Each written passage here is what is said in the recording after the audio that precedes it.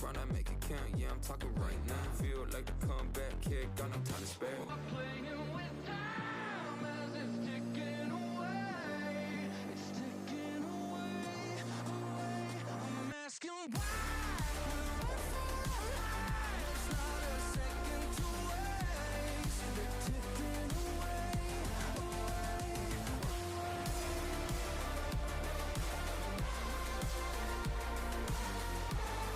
They're ticking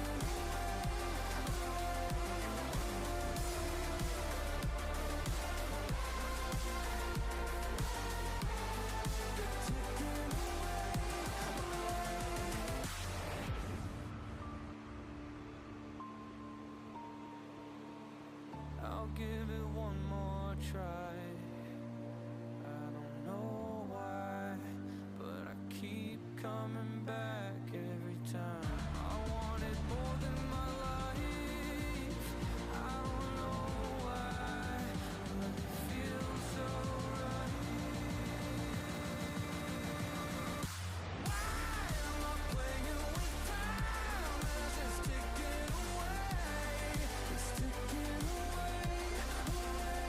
I'm asking why we're on for our lives, not a second to waste. It's ticking away, away, away.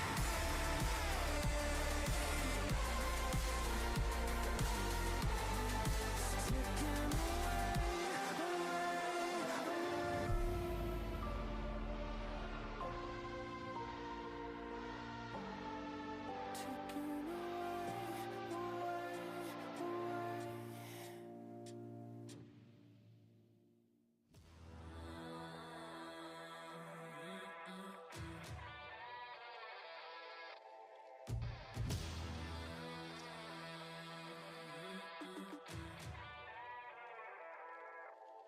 Yeah, motivated, I'm focused.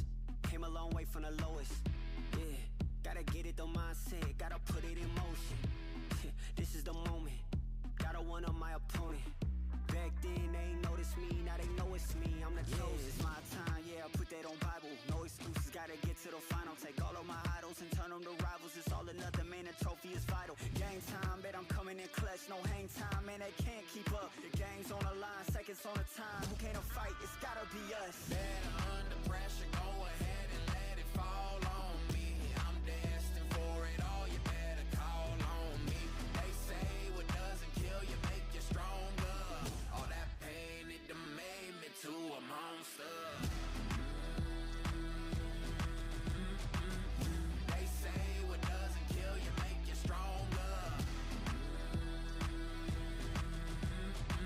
All that pain, it done made me to a monster. Yeah, whole lot of times they doubted I wouldn't be who I am without it. Sleepless nights, I counted. It all paid off, it's really astounding. I had to keep the faith to elevate. Hope for better days, they were coming. Now we can celebrate, knowing every day is abundant. Yeah, it's my time, yeah, I put that on Bible. No excuses, gotta get to the final. Take all of my idols and turn them to rivals. It's all or nothing, man, the trophy is vital. Game time, bet I'm coming in clutch. No hang time, man, they can't keep up. The game's on the line, seconds on the time. Who can't fight? It's gotta be us. Better under pressure, go ahead and let it fall on me. I'm destined for it all, you better call on me. They say what doesn't kill you make you stronger. All that pain, it done made me to a monster. They say what doesn't kill you make you stronger. All that pain, it done made me to a monster.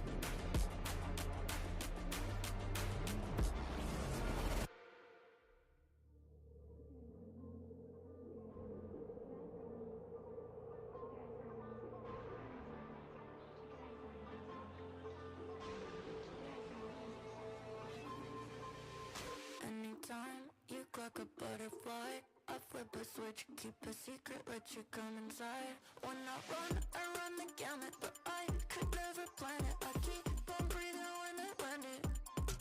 When I run the gamut, but I could never plan it. I keep on breathing when I land it. If you give me a piece of your heart, you keep easy when we are a part of two worlds. It could be nothing, maybe it's something. Keep your eyes on me. Keep your eyes on me. Keep your eyes on me. Me. Keep your eyes on me. Keep your eyes on me. Me. Keep your eyes on me. Keep your eyes on me. Keep your eyes on me. Keep your eyes on me. Anytime you clock a butterfly, you flip a switch, keep a secret, let me come inside. When you run the gamut, but you could never plan it. You keep on breathing when you're in it. If you give me a piece of your heart, you keep easy when we are a part of two worlds. It could be nothing, maybe it's something. Keep your eyes on me.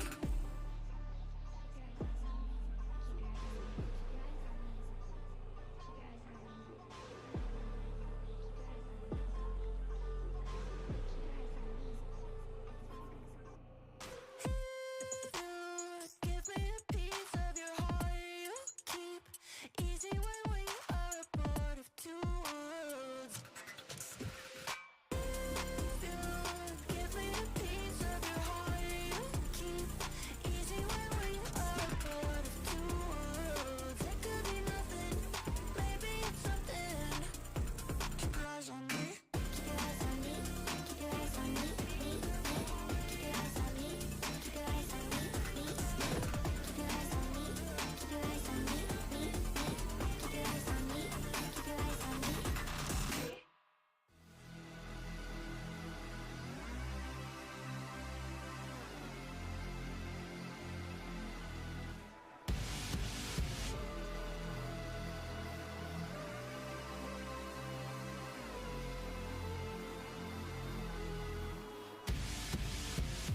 Am I learning my lesson? Never running from wreckage when it's getting too close. A million reasons to turn, a million ways to get burned, and still inside it I go. I'm caught inside the fire again. I'm caught inside the fire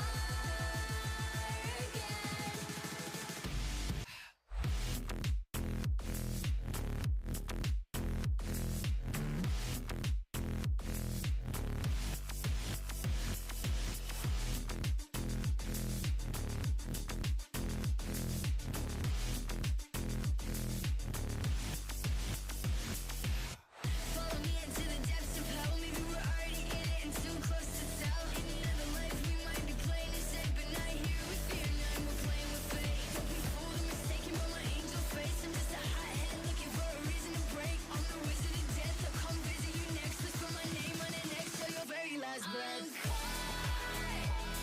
I'm caught inside the fire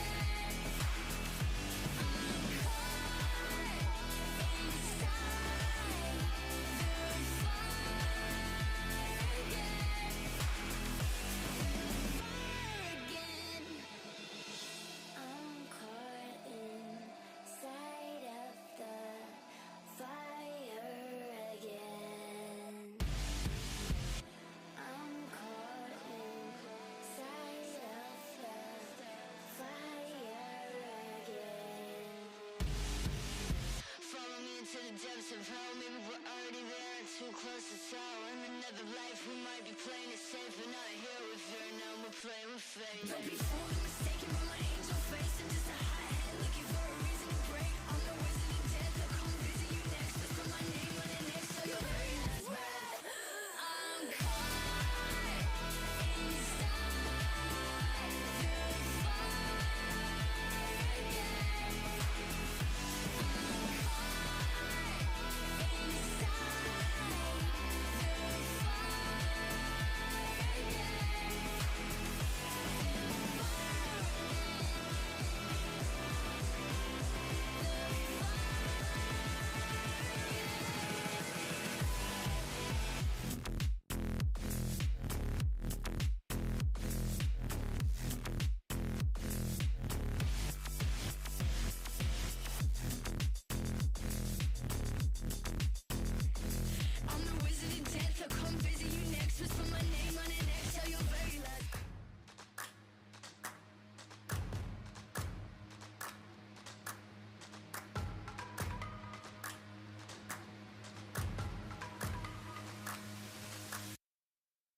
Y'all sit back and watch me speak. About to take over your screen. Talking bulls in 93. Talking mom, I'm on TV. Y'all know all I do is me. All I do is me. Y'all sit back and watch me speak. Y'all sit back and all I know, my money green. About to snap and make a scene. My cup off and make this free. My cup off and make them scream. Go pop off for TMZ. Y'all sit back and watch me speak. Y'all sit back and watch me speak. Y'all sit back and watch.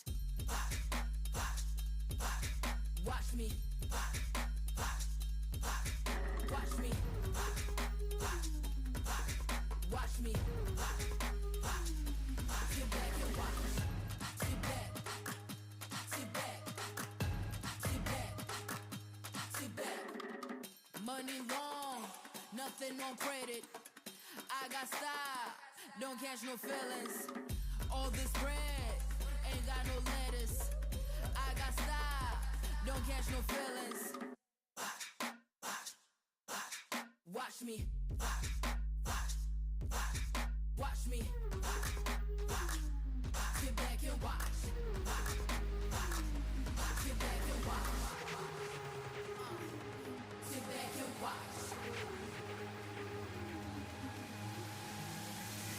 If it ain't got style, I ain't with it. I ain't with it. If it ain't got style, I ain't with it. Look, look. If it ain't got style, I ain't with it. I ain't with it. If it ain't got style, I ain't with it. Look, look. Look, look. Look, look. Look, look. Watch me. Sit back and watch. Watch me. Sit back. Sit back.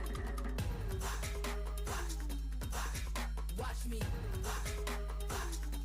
Sit back and watch. Sit back. Sit back. Sit back. Sit back.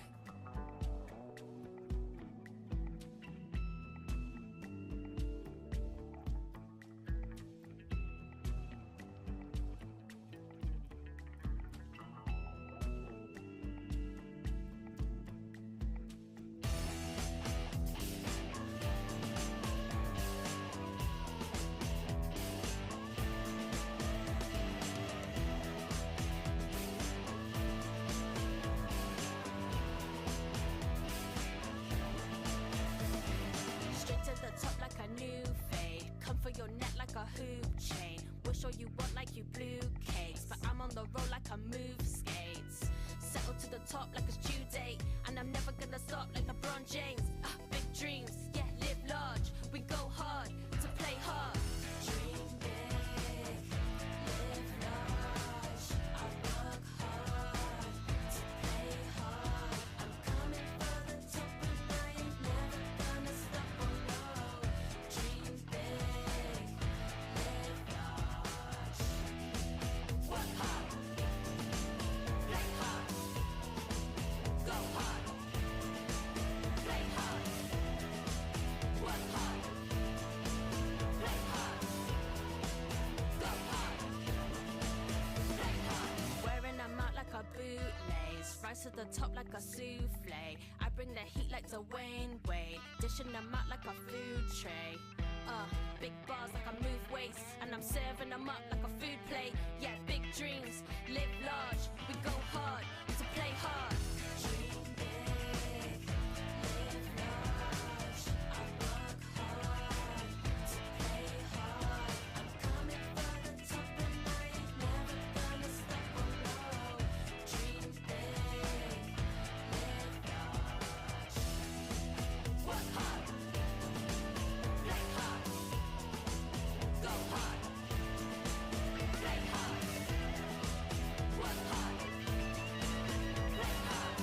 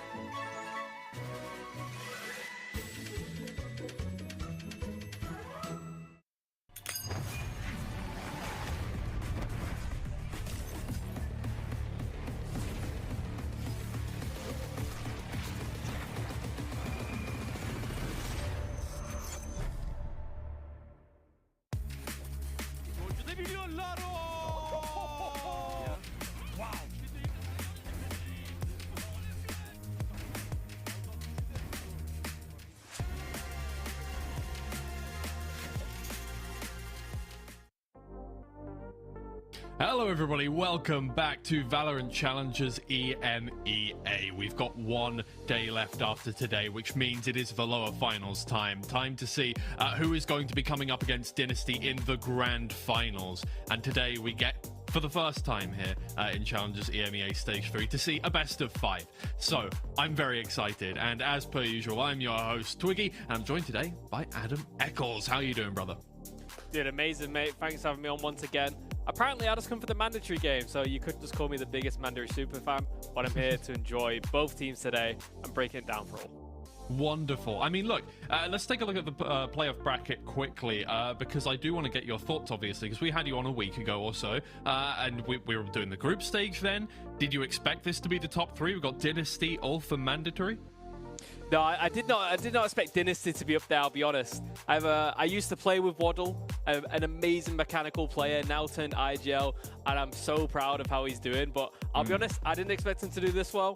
Obviously, Mandatory in the lower bracket was one of my, I'd say, like, dark horses for the tournament. People kind of wasn't expecting much from them, but I really expect a lot from Mandatory.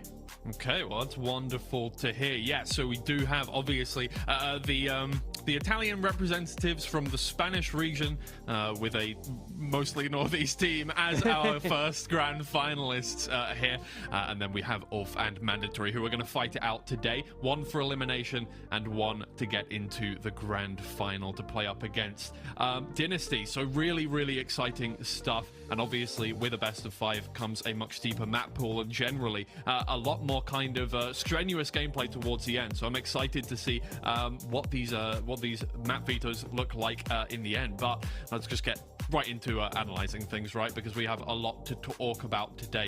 ULF Esports versus Mandatory. ULF Esports, I mean, we expected them to do very well in the tournament, right? This is the Turkish team. They have been snubbed by BBL Pacific again and again and again. And their win rate is amazing until you look at their win rate against BBL Pacific. So taking them out the equation, which Mandatory did at the start of the tournament, things are looking pretty good for them. But obviously, maybe they want to get a bit of revenge against Mandatory for taking out their region brethren.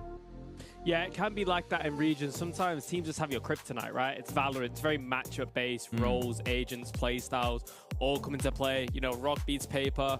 I mean, paper beats rock, scissors beats paper, you know, it goes around like that. So maybe with BBL Pacific out the way now, they can really let loose and show everyone else what they can do. And they've been doing a really good job of that until that point. Obviously, finding out, meeting the Dynasty Penitentiary, Waddle's got them in a headlock as he's done all tournament to every single team. So we'll see if they can finally break through today. Yeah, I mean, their first loss in the tournament came to Dynasty just the other day as well. It was a 2-1 loss, and it wasn't, I mean, I wouldn't say it was close, right? The map 1 and map 3 were both relatively one-sided towards Dynasty. I think it was a bit of a shock to them, and hopefully they're looking to you know, go back into that one. They have noted that their map pool is very good, so they'll be looking to go back into it and try and use that to their advantage, but they're going to have to obviously face up against Mandatory. The French representatives are dark horses, as you said, and they've been a scary team so far. I mean, look, they've been out of form for the past couple of days, but they have kept themselves in the tournament, and that's what matters. They've got themselves to the top 3. Yeah, and I feel like the matchup here, we have like the French representative versus the Turkish. I feel like this has always been a good matchup. They're both very mechanical heavy regions, right? And I think like where you have players like Kellogg's and Takaz who are willing to fight, they'll take the 1v1s. I think it could be like a really interesting matchup because as we commonly have with the Turkish teams, they love a fight, they love a 1v1. The French teams love a fight, they love a 1v1, especially Takaz and Kellogg. So I think it's really blends up to be an interesting matchup today.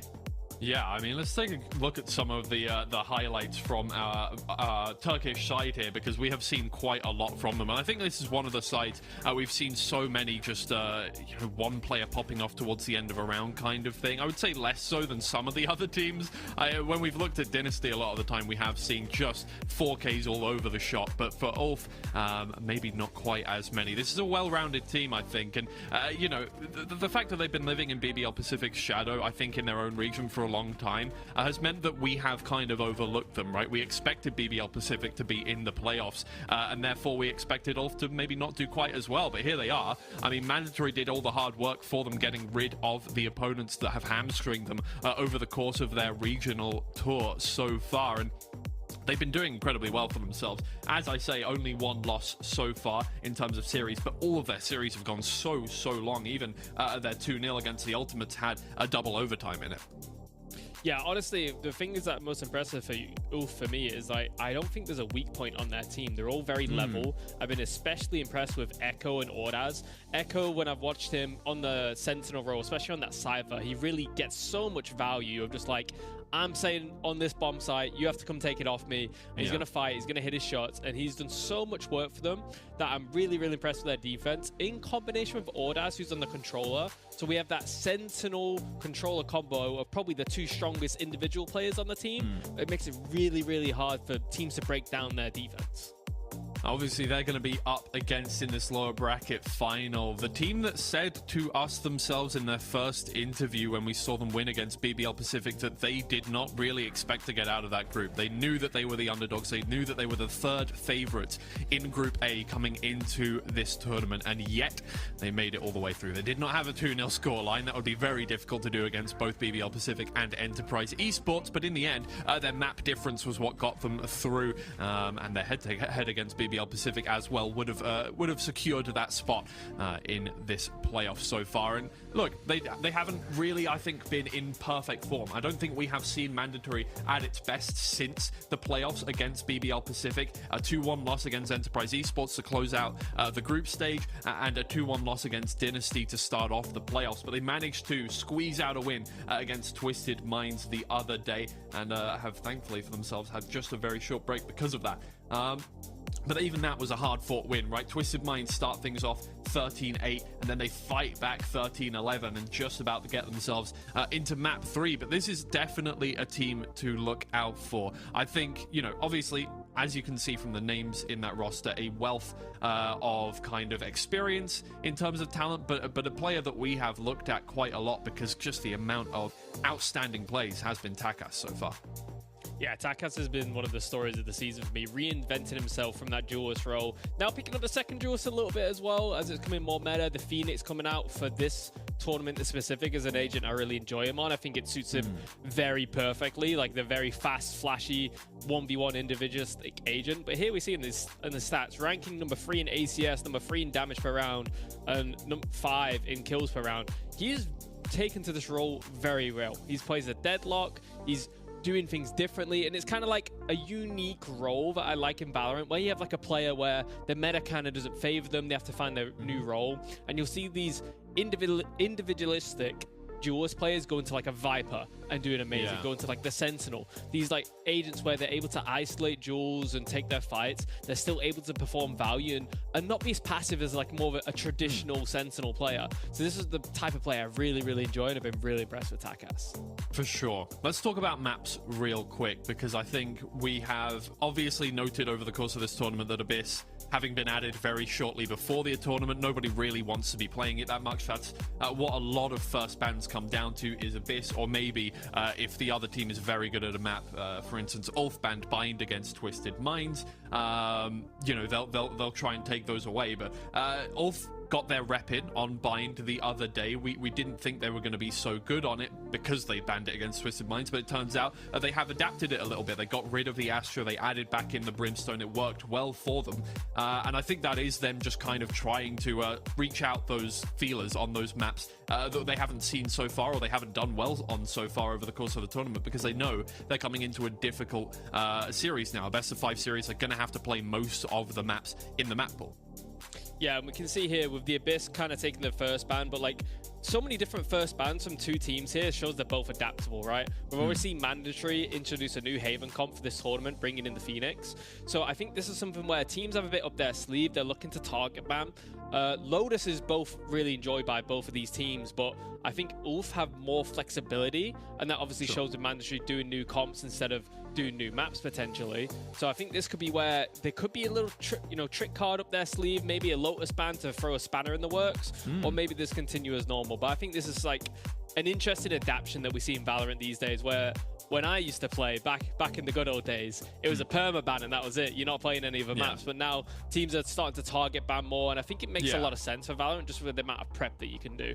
Yeah, and I think we're starting to see a lot more teams have kind of home ground maps, right, as well. Lotus immediately, yeah, there it is. Wow, that is interesting. That is something you really rarely see in EMEA, especially in Tier 2. Everybody loves Lotus, so getting rid of that first off is definitely a pointer towards mandatory, and that does mean that we are going to see Abyss if the map, well, if the game goes long enough. I doubt it'll be part of the first 3 maps, but maybe. We'll see. Haven is up first. That's not surprising whatsoever. Without Lotus in the pool, Haven, I would say, is the one most teams are comfortable with here. But yeah, at this point, it is literally just up to, okay, first 3 maps are the most important, right? Because we know we're going to play all of them. And then after that, it's no man's land. Yeah, I'm really excited to see that Lotus ban. It looks like they've definitely done their homework. And like I said, the target ban, like, ULF enjoy a Lotus, don't get me wrong. But I think they understand that mandatory are more comfortable on it. And in the best of 5, just removing their best map, it really sees how deep their map pool can go here. And obviously with maps like Ascent, Corrode, Haven, they don't have that many reps on compared to their Lotus. So I think it's like a good little curveball. And this is what I love to see in playoff Valorant, right? A new comp here and there, a new ban, just throwing a spanner in the works for the other team, make them think. And this is like the biggest thing that I tell my players is, like, if you can make a team think, don't let them play their normal game. Force them to adapt, because their adaptations might not be that good. They might have never come into practice where these sort of scenarios happen. So throwing a spanner in the works in these games is where the pressure's high, where it's going to rely on a lot on the coaches to take good pause timings, I think, here, to be like, get the players on the same page. We have to play something new. We have to play something different. So I think that's something really to look out for today. Yeah, and I think with teams that we have seen a lot of the time have these kind of outstanding players that get 4Ks in every other round, right? You do need to throw them off balance, otherwise they're going to be in a comfortable headspace. They're going to be hitting all of their shots. Once you throw things off a little bit, take away a map maybe that they would have liked to play, that they prepared for, then you just start to put that seed in their mind of, okay, maybe we need to think about things a little differently. And once you start thinking about things, you're not aiming unconsciously anymore, and suddenly things can go off balance. But we may now see in a bit. MP has been absolutely over the last 4 days. You have no idea how much that man has been hounding me about how he wants to see Abyss. So if we get it today, that'll be incredibly sad for him that he won't be able to see it. But 5 maps, that's what it'll take. And so far, every game in the playoffs has gone to the maximum length, 3 maps. So possible. And that is what we want to see. We want to see as many maps as possible, right? We're here for the fans, we're here for the content. So here we have the expected comp, mandatory sticking to their new change, ULF sticking to their default comp. Be interesting to see here, in like a matchup style, the double duelist, I think works well versus ULF. I watched them versus Dynasty, and Dynasty kind of just ran it down. Now mandatory don't have that neon, that fast pace, but I think that's something where I mentioned before, where you look at the styles and look how teams adapt, right? ULF are a team this tournament where I've seen them have quite a few slow starts, and I think that's something what is critical for ULF to have like a good game today. They need a strong start, because I keep seeing them starting like 4-0 down, 5-1 down. They might have to take an early pause. So I think if they can come out well on this defense, win a pistol, I think it could settle the nerves to them and set them up for a little bit more success. But I think that's still something that mandatory is going to look to exploit. And I think it could be like an interesting, do we see an early fake, right? Are ULF self-aware that they've been struggling versus fast players? Are they going to fast rotate? And mandatory are going to take advantage of that? There's so many twists and turns that can take in this matchup right here. I think it's going to be amazing. I can't wait to watch it. I mean, with both, with this map, with both of these teams, I think they've been kind of on and off, right? ULF had been loving this map until they played up against Dynasty, who, I mean, Dynasty in their own region have just been absolutely ridiculous on Haven, so it's no surprise that they won that one 13-6. Mandatory, they have been very, very on and off here. I mean, losses like 13-5, but wins on the other side around, I can't even remember what the one I saw earlier on, but generally they have found wins on this map. It's generally gone longer if they have won it than if they've lost it. So there is that. Both of them have lost to Dynasty on this map quite heavily, is basically what I'm trying to say. So Now up against each other, I could see this going very, very towards overtime.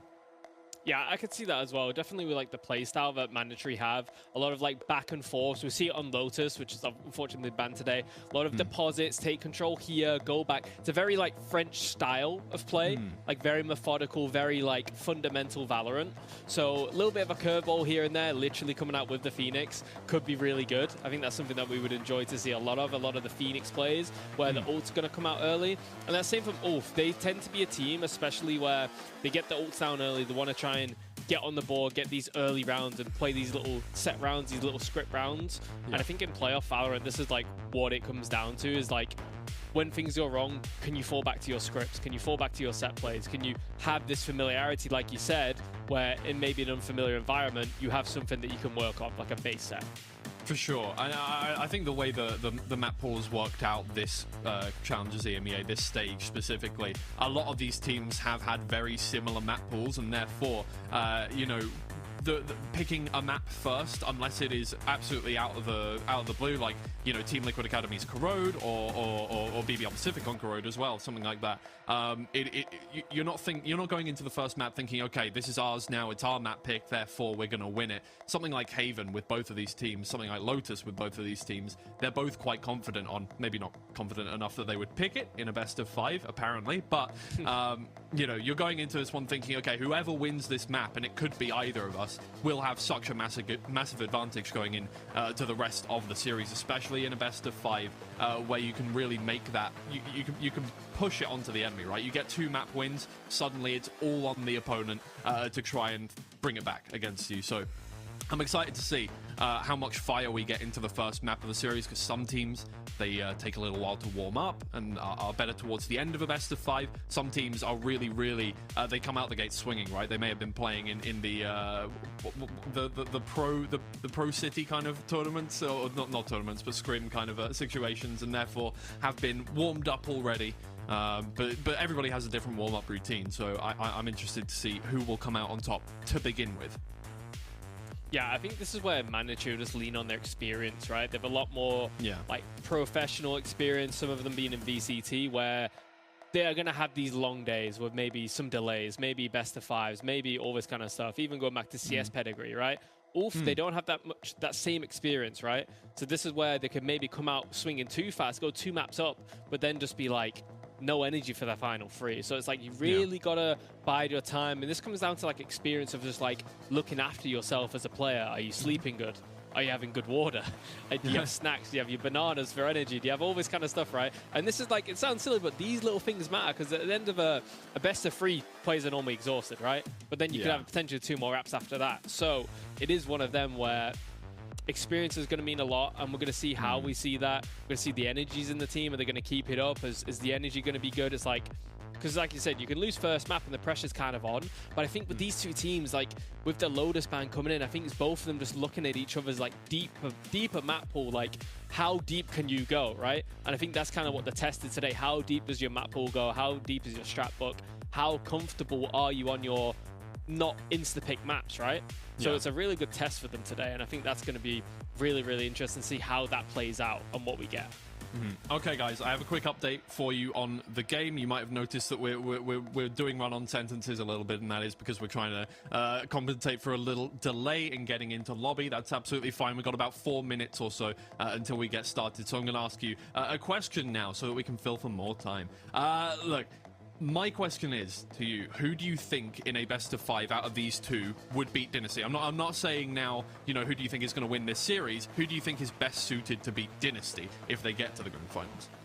I think that's definitely Mandatory, and I think that just comes from like adaptation levels. Like I know Enzo, I've played with Enzo a fair bit, and like I know like the levels that they're thinking about and how they're going to like approach the series. And from what I've seen with Dynasty, they're a very hard team to play against like the first few times, but I think like once you kind of have that experience and kind of know what to expect to get into their tendencies, I think Mandatory is going to be the team that's like better suited to that, because they would have played teams like this all the time, where I'd say Dynasty are kind of an underdogs. They're playing like in a set way that suits them, and that playing for the first time is very, very hard. But then you play it the second time, it gets easier. Then you play it the third time, it gets easier. So it'll be interesting for Dynasty now. Obviously, they've got the more prep time. They're going to make adjustments. They're going to make tweaks. They're not going to go in with the same thing. And I think Mandatory is going to be better suited to dealing with those adaptions and more preparing like a game plan for that game. Okay, I get that. Obviously, both of these teams have lost 2-1 to Dynasty at some point during the playoffs, so it's not... And I think on the same maps as well, literally in the exact same way. I think for Mandatory it was Sunset where they got their second map, and for ULF it was Bind where they got their second map. But apart from that, it was Lotus and Haven, maps 1 and maps 3, that they did lose about, 13-7 each on. So I think both of them so far have felt that Dynasty at the very least have 2 maps over them just in general. In terms of that, they already got the graphic ready for us so that we can take a look at all of the maps we're going to see today. Maybe, I mean, who knows? I would expect we go at least 4 maps today. Honestly, with the teams that we've got up against each other, ULF and Mandatory, I don't see this being a 3-0 for either team. No, I think, like I said, when we go deeper into the map pool, there's going to be mistakes. There's going to be less of clean gameplay, right? Best of 5, it really tests you. So there's definitely going to be mistakes, and that's going to allow for more maps to come in. I just really want to see Abyss. Like, Abyss is like one of my favorite maps, honestly. Maybe people don't agree with me on that one, but it's one of my favorite maps to watch, and it's something that teams don't really play it that often. So to see a good Abyss here, where I think at this point it's obvious both of them haven't prepped it. Right? Yeah. Maybe not as much as they would want because it's both coming last ban. They're not really picking it. So, like, Abyss to come in last, I think, could be a really, really scrappy matchup. But I think that actually could get the best out of these two teams. Like, as I mentioned before, such mechanically gifted players, playmakers. They make these micro decisions in milliseconds, right? And then they just produce amazing rounds for us to watch. I think that's a map where it's really going to be, like, up to someone to, like, okay, I'm going to win this game for us. I'm going to make this play. I'm going to go for it, right? We might not practice it, but I'm going to be here and win the game for us. I think that's the kind of mentality that's going to be needed. Okay, we're about 2 minutes now from getting in towards game. We're trying to guide you through this one as smoothly as we can now. But look, mentioning Abyss, I think what is interesting, you said it yourself, right, is that, when it comes down to it, they're not going to have planned as much stuff. And I do think that's a big part of this, is that these teams have been playing, 5 days in a row, 6 days in a row. They've only had very, very short breaks over the course of this tournament. That is the way it is, right? We've got 9 days straight of tournament. And for all of the group stage, they were playing every single day. And I think it is only Mandatory at this point that's had a 1-day break between... Oh wait, hold on. I can't even remember who played yesterday. It's all blurring into one thing in my mind. But it was, I think, no, it was ULF, sorry, that has had 1-day break because they had the game against Twisted Minds, and then they were, whatever. It doesn't matter. It doesn't matter either way. Well, what I'm trying to say is that they have just been playing non-stop over and over and over again. They haven't had time to go into, a VOD review, to go into anything and be like, oh, okay, let's develop some new strats. Let's think of some antis for these teams. They didn't know who they were going to be playing against going into the playoffs until after they had done with the group stage, and they had no break until there. So I'm interested to see how this turns out as we get into the best of 5. But we are now ready, finally, to get into the game. So I'm going to throw it over now to Pavlos and Winter for you. Cheers, guys. And look, Mandatory in Split 1 did get to the lower bracket finals again, but there they lost 3-0 against the Turn of Fire, another Turkish team. So they better be battling their demons today if they want to get themselves to the final and get their second time lucky, but ULF looking to be a very dangerous opponent. I'm super interested because the desk were talking about it being experience or map pool depth. I'm just talking about the experience of actually playing best of 5s as this full 5 roster, because you're looking at Mandatory. I think this is going to be the 7th one as a roster. Sure, maybe they don't necessarily have the best win rate in best of 5s, okay, but the experience is there, and that's just as a core of 5. And then you look at individual players on that roster, names that you recognize outside of the tier 2 circuit, and then you're going to add an extra weight onto that. For the side of ULF, I think this is only the 3rd or 4th as a full 5. So this is going to be an interesting one, folks. Put your tab on your main monitor. This is about to get exciting. The lower bracket finals, best of 5 between France and Turkey. Mandatory and ULF is about to begin. Already aggression over towards lobby. A little bit of chip damage done on towards top, but he answers back a lot in kind. Kalos is now walking wounded, and that being one of your 2 duelists for the side of Mandatory, it makes it a little bit more of a complication when it comes in towards those executes. Not going to be taking much to take that Yoru down. But now it looks like it's going to be a double-sided approach from Mandatory. Closing into the C position with plenty of players from ULF available to this defense. 3 players backed up on start and side, deciding Garage isn't where they want to defend. Stun coming in prematurely. Enzo taking advantage of it, albeit falling down to 13 points of health himself. But Mandatory don't slow down. Takka's revealing himself on the Phoenix, already causing damage. Aldas hides behind the smoke, but Mikey is able to discover him on time. Mandatory just take over. Pure numbers now to close out this round as Neki is all by himself. On a slow search, he'll be crossing around this corner, realizing that his opponents aren't going to be checking him. Imagine if Enzo dies because they're shocked up. Yeah, that's exactly what happened. So 1v3 a little bit more possible, but not easy. Especially when all 3 players of Mandatory swing him simultaneously. First blood goes to Mandatory, and it's Takka's with a triple on the first round. It's going to be so important for both of these teams to start well in a series, because it's been like a broken record, I feel, for both of these teams of how long it takes them to get into the games and into the series. Oh, for sure, you think about Mandatory yesterday, right? It's not necessarily the smoothest sails for either of these teams, so it's definitely going to be important to not only get a couple of pistols on the board, which is something that Mandatory were struggling with, but also the follow-up. I'll tell you what's important though. ULF starting on the attack. They're not starting on attack this time around because, you know, at this point in time, you'd love them to build that momentum early. But no, it's Mandatory to set their own pace, their own play style to get things going. And ULF will try and piggyback off that for now. I'm sure it comes into the fact that this is a attacker-sided map, but at the same time, Mandatory don't want to let ULF get into this game early, because they have an incredibly biased win rate in the sense of they thrive on this attack, and it's an okay win rate on the defense. It's around like that 48, but on attack, it's going up to the 60s. It's like verging on 60% win rate on attack, and for Mandatory, it's very equal on both sides. But for ULF, you want to keep them fighting back into the game as long as possible for the French side. You don't want to let them snowball anything.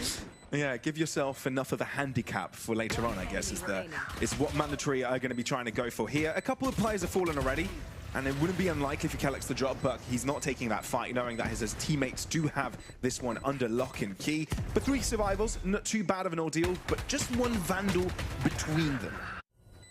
One enemy remaining. Oh, not the slow-mo. I was wondering what the slow-mo was for there. Was it like a crazy thing? But no, it's just a bait. This goes here. Well, you talk about only being 1 Vandal saved over from the previous. The only issue is they have a couple extra to bolster up this buy coming into the 3rd round. A lot on that line for ULF, and they want to go again aggressive over towards a lobby. The flash is great, but the TP back out from Kellex to safety is also there. So it's just an exchange of utility, maybe a little bit of escape. And off the back of that exchange, Mandatory have made the decision. Into the B site, they're looking to go. Fabian could be on the receiving end of this. Assistance to his right-hand side. Aldas also looking to line a few shots up. Takkas is the first to drop, though, and this game becomes a little bit more intricate. Enzo deciding he wants to stick around on the smoke, but Kellogg's draws blood in the start. Enzo can't quite connect on his own domain. So this is getting tougher by the second for the French squad here. Last player standing. Couple of players alone, and one of those players is being taken down. The thing is, you've got Sop also closing in from Garage. If he also goes down, maybe that's a decent exchange for Mandatory, but having 4 players surviving the first instance you get guns on the table, that's a great result here for ULF.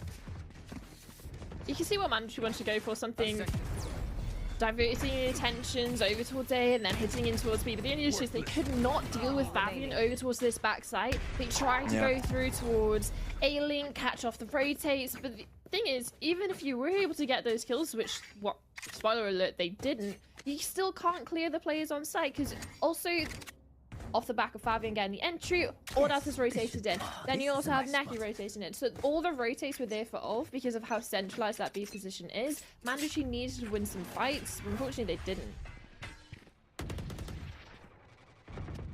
So Mandatory again at the start of the round look to put a bit of pressure towards this right-hand side. All seem to have an adequate number of players around. And it's the high-low for long. Stun up. Takas takes advantage of it. A bit of a fight back here. But Mikey getting the double kill permits Mandatory to have the numbers advantage. What do they do with it? Especially with Hype being all the way towards the other side of the map in this engagement. They're not favored. But Mikey hits the shots. Oh, the win condition for ULF there was for Aldaz to get a pick on the cross while Mandatory were trying to go towards C. But that doesn't happen. Instead, Mandatory win the exchange and already this round is over. Especially with Echo wanting to preemptively rotate over towards A. The only issue is on the exit of Mandatory wanting to decide they didn't want anything to do with A. That was them on their way out. Afforded 2 extra kills.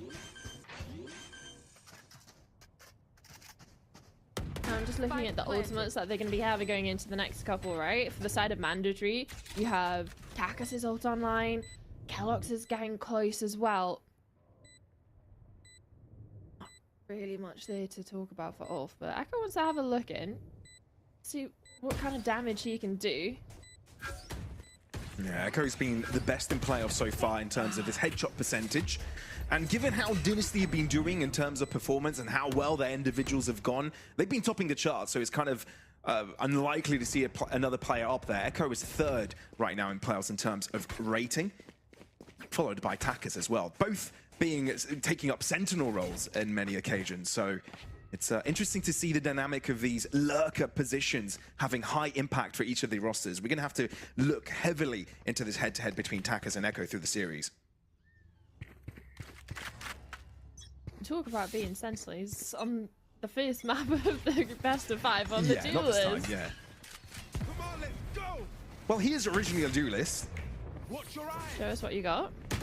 So, comfort roll in, but it's just a run it back for Takas as he does a lot of damage to Echo. 95 points of health taken away from him to be exact. The fight onto site pursues though, and second time's the charm for Takas breaking into Garage. Hip needs to wait for his teammates here to arrive before he gets out of trouble and uses the cage to give him some cover. Sop with high ground. Hunter Shuri connects onto Hip with his attempt to close up the distance onto the site. Sop gets the 1v1, and now it's a 2 versus 2. Dimensional Drift realizing the position of 1. You give out the core to Takas, but he also doesn't quite know where Neki is, so it's a trading game and a waiting game. But it also means he's able to at least get the spike, so Mandatory have options to work with. They don't necessarily have to fight back into C, even though that looks like that's what they want to do. Surely you must realize there's a gap in Garage that can be exploited. I don't know. But Fabian isn't checking behind him, and Takas picks up the freebie. Brilliant work to find the gap in the armor. Therefore, the C site could be under Mandatory's control, and Neki requires a 1v2 clutch. 30 seconds The longer left. they take to get the spike down, the more options or possibilities Neki could be in. And now he has the opportunity to close up the distance. Curveball a little early, so Neki unaffected by it. Swing, but Takas quicker to the trigger, finding the headshot mighty fast. And a 4th round for Mandatory, breaking ULF's economy here.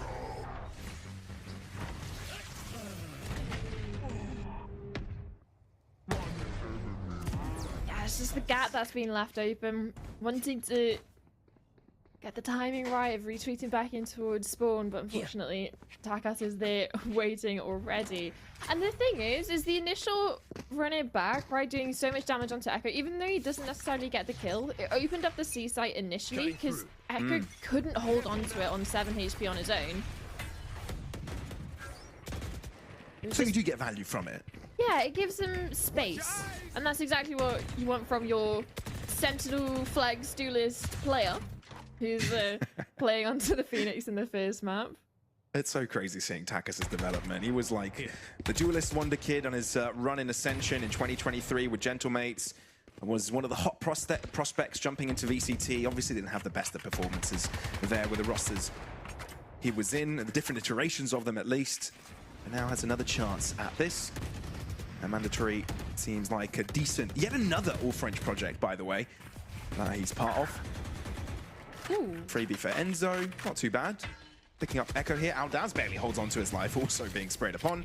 But there are some exchanges back. Not only Takas have been taken down, Kelox finds himself on 5 points of health. This is a brilliant opportunity. They're throwing the Rolling Thunder, and ULF want to play aggressive off the back of it. Another pick farmed by Fabian. It's a 2 versus 2, and stop breaking into the back line. This could be disruptive. Especially with the hype being down, they're not going to have any inkling of this on its way, but does it clear out his corner? No, it doesn't, and that would have been the perfect opportunity to put yourselves in towards the advantage. So sneaky from Kelox, and so damn feisty. How does he get away with the triple? I do not know. Holding on by the skin of his teeth, but it's enough to put Mandatory on top for another. And the timer makes so much sense here. That was such an investment from the ultimates in this last round. And sure, you can make a conversation about it because it got hyper close, right? Off the back of the Rolling Thunder down towards mid. It wasn't too many players have also capitalized on it, but it did enough damage, enough kills, enough space that it allowed Sop to get in towards the back lines. It's just, unfortunately, Kelox is just a little bit too sneaky. Also, Kelox being a player that's broken the trends a little bit as well. He's been the best player in regards to first kills per round. He's often the one opening things up and always someone to look out on, and often a win condition for Mandatory, right? You get the numbers advantage, play off of that, and it tends to go in the right direction for you. So, yeah, Kelox quite the trend breaker. I feel like we've had a couple of names pop up this split, right? In Challengers EMEA. Maybe you didn't necessarily expect. I'm thoroughly impressed to see Dynasty already in towards the finals with the story and sort of the run that they've gone through this entire year, the development of individual players. And you can see that on other rosters as well, but the side of Mandatory, it's not a good start. What? Oh no! Oh, Mandatory can't get anything right this half. Well, this round, actually. This half has been pretty good. 5-1. I wouldn't call this bad. But no, this round has been the exact opposite. And now you rely on Hip and Mikey to get something out of it. And there's a camera available on C. It's been broken, so frankly, ULF are looking to patch this position up.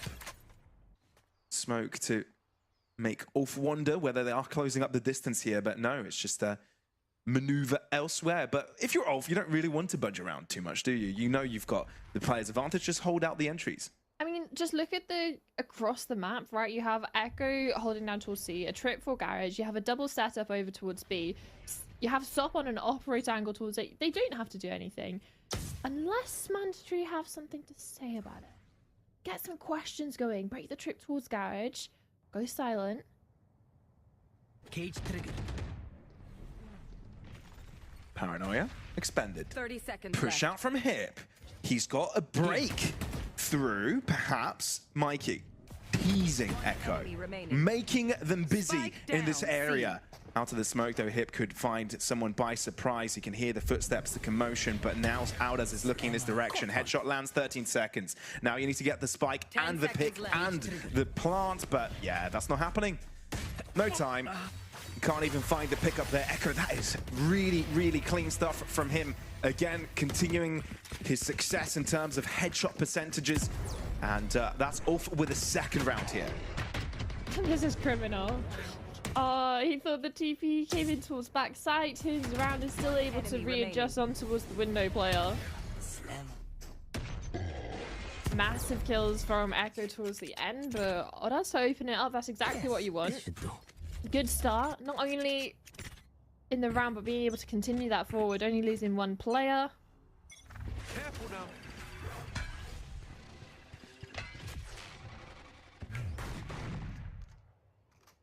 Yeah, but this is where Mandatory could start to struggle a little bit, right? You lose another round like this and things could get tricky. Sop posted up with the operator. Looking to see if he can thread the needle here, but Takas is able to avoid him for now. They've closed up the distance substantially and long. ULF don't know if they want to react quickly. Mandatory have tended to switch up their minds midway through the round. I don't know if they know how close Kelox was, and especially with this double scale up along from the duelist, the flashes can be insane. They want to go aggressive. It feels like Mandatory are prepared for this. And you're right, the flash could be all the difference. But could it not? Especially when both players are playing anti-flash. Sop connects with a shot, but again, that is the run it back from Taka, so he's right back at this chase. 45 seconds, and you still have two players available to the back of the site. Sop trying to find clearance from shore, but gets caught from the angle in long. Hunter's Fury from Enzo. It's evident you're not taking any chances. Want to collect this round, and you want to find it cleanly. Echo last man standing, and his position fully telegraphed. Takes one to the grave down with them, but it's just not enough. As Mandatory with 3 standing take this one down. Oh, it's just lovely layering of utility from Mandatory going in towards that site. Not only do you utilize the run it back to try and get Stop off the angle initially when he was towards backside, but then you send in extra flashes and extra flashes. This goes here. Same goes for the Hunter's Fury from Enzo, just being suppressive fire, realistically making sure nobody else can run out of CT position to get in towards backside to disrupt the scale up. Sure. And it's even the micro play and short playing anti-flash, right? Yeah. Just many advantages like that through the round. With still an operator out for the side of ULF and in Stop's hands, it can be a little bit scary. So it's still something that Mandatory have to deal with, at least be worried about. With that flash, no. Kellogg's is going to make ULF think he's going a little bit deeper, but instead drops all the way back to spawn. Deep exploration from Hip though onto site. And it's not even just that. He heard everything about the rotations, knows that Stop is nowhere to be seen towards this site. The further space he can get, the better this will be. And he's gone so deep for a moment there. I thought he was going to press the matter over to this B site. Mikey just being a distraction in mid, but that's all it is. Do you really think to check this corner now? But the fact that ULF have kept it open for so long, it's got to be in their minds. Yeah, and that's why he wants to leave as quickly as possible. But still stick around over towards Hell. Knowing that the neural theft is a possibility and is on its way, they have a lot of information for ULF now to work with. How to dismantle this post plan. Oh, the fact that Hip is so far away, though, it's hard for ULF to take all of the 5 players into this fight simultaneously, taking advantage of the neural theft. Dimensional drift from Kellogg's, seeing where 2 of these players are approaching from. The flash comes through, but Takas comes out on top of it. These smokes are making things chaotic, but Fabian's the last one alive. He's got the high ground advantage, but he doesn't have the numbers advantage. That goes to Mandatory, and they'll take that to the end of this round. Yeah, you're not going to win a wallbang fight with Enzo with the Odin. No. No. But also, talking about the Odin, I'm happy to see he's getting kills with it, because I swear the first time we were watching him in this split, I was hyping it up so much, and he had an absolute stinker with that weapon. So at least he's living up to his reputation, okay? It was on Lotus as well, right? He couldn't get that gun work. And it's such a classic for him, where he's able to find so much success with it, but that was just not a map for him. And this was during these playoffs. Oh, as you do. It's Anti-eco outlaw. Yeah. Love to see it. You want to go for something aggressive from ULF, try and catch him off guard. Close up the distance with these weapons, but the only thing is you peek into Kellogg's with the outlaw. Yeah, it's just going to be a cleanup realistically going towards the end, especially when everyone from Mandatory is ready and waiting for those engagements, and a lot of patience being shown, even after getting the double entry. Remember about the amount of rounds Mandatory need to have on this attack to give them enough of a buffer, a handicap for when ULF get to the attacking side themselves. We know how strong they are. Mandatory don't want to give them any chances. This is a nice spot. I mean, you say that. Mandatory also have the same win rate on attack and defense, so I don't know how they've managed that with this double duelist comp. Like, hats off to them, because you're looking at it being a Yoru and a Phoenix. Like, oh my god, this would be great for attack. They've got to thrive. And that's why you see a lot of retakes from them on the defensive side as well, having so many taking opportunities with the comp they have at hand. But for now, working on the back foot without a controller, without smokes, that's tricky to take sides. Gonna have to be clean. Maybe need to go unawares. I don't quite know they're pushing up so deep.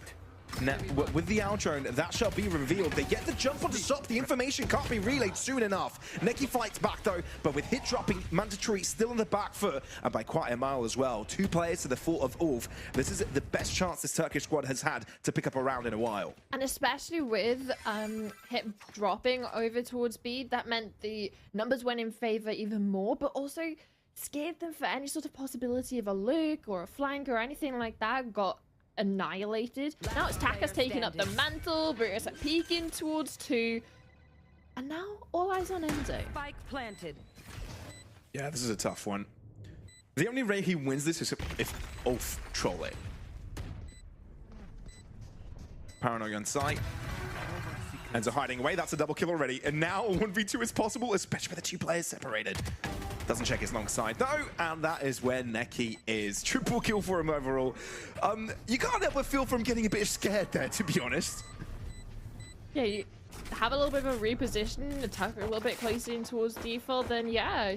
Then you start to think about the possibilities of long, but a fast rotate coming in from Neki denies any sort of 1v4 shenanigans Enzo is trying to pull.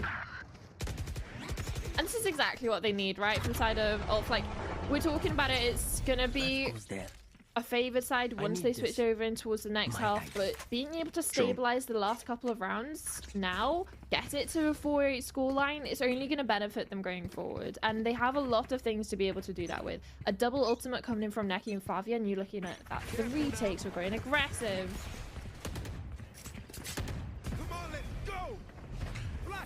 This is the 3rd activation of Run It Back for Takas this half, by the way. He's been finding great usages of it, but in the meantime, talk about other ultimates. Neki's Hunter's Fury has found some damage.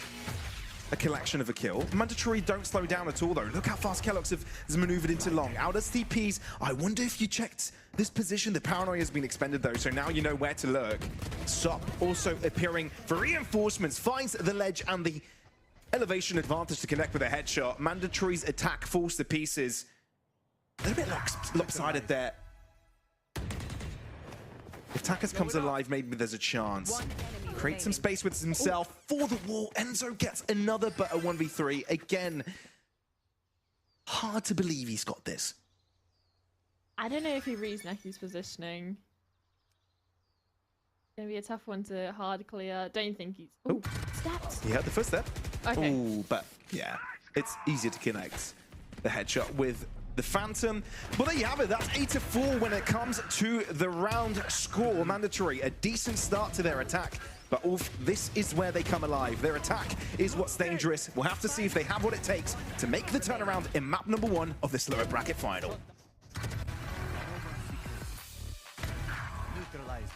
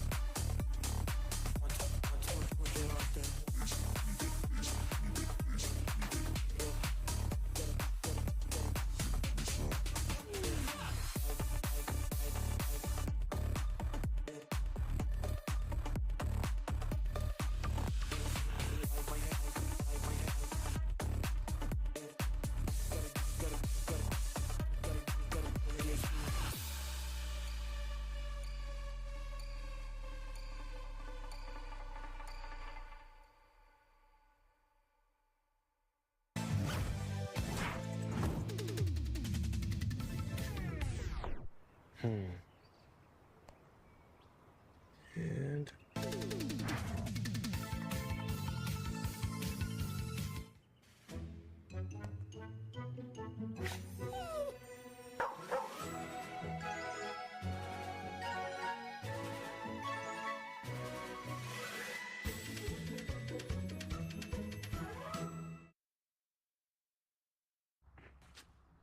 welcome back, folks. It's time for the second half of Haven, the first map in this best of 5, which could decide which of these 2 teams make it into the finals of Challengers EMEA Split 3 to face off against Dynasty. So far, Mandatory with a 4-round advantage, but ULF could potentially come alive when they have the tempo in their hands.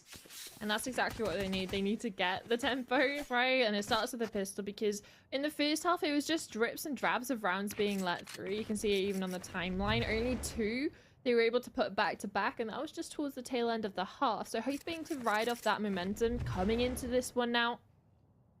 And a perfect opportunity to do it with this Neon Breach composition. You can be flashy and poppy on towards this attack.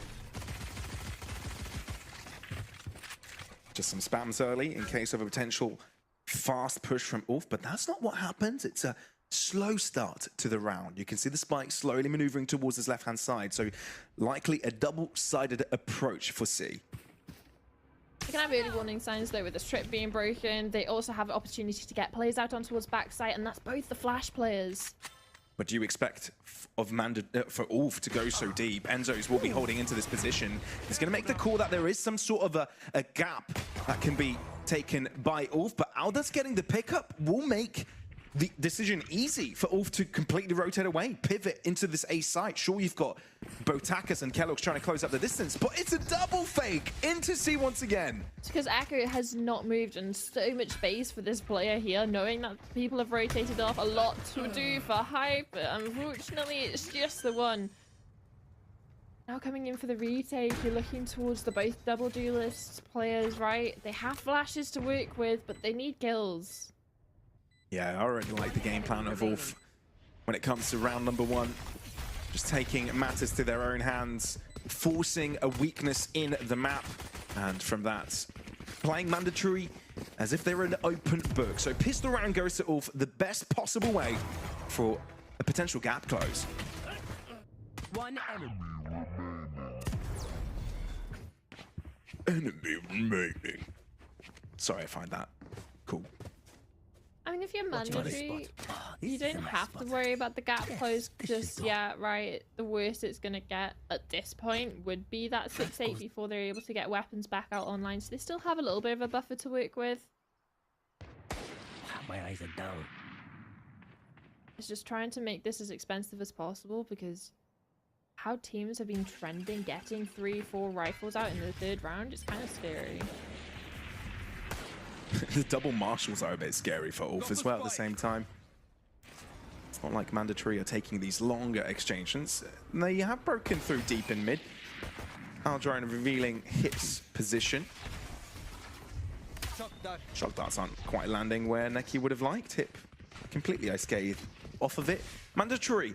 It feels like ULF know they've pushed out in mid and therefore have taken the safe route around. There is some fight back from Enzo, but I feel like ULF are going to completely avoid them, right? Onto site they go. They can hit a Neki rotating, so this could be a potential pick as well.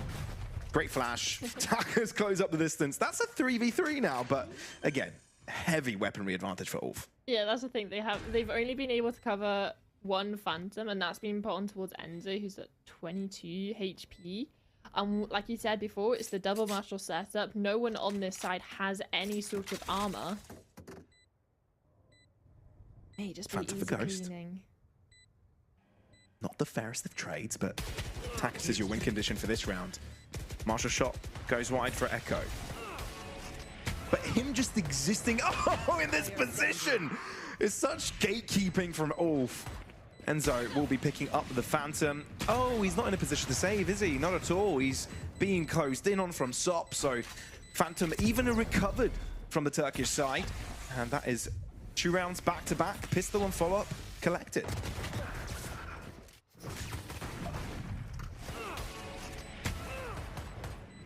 That was a nasty shot through the smoke for Echo. That just shut them out completely in the round for the side of mandatory.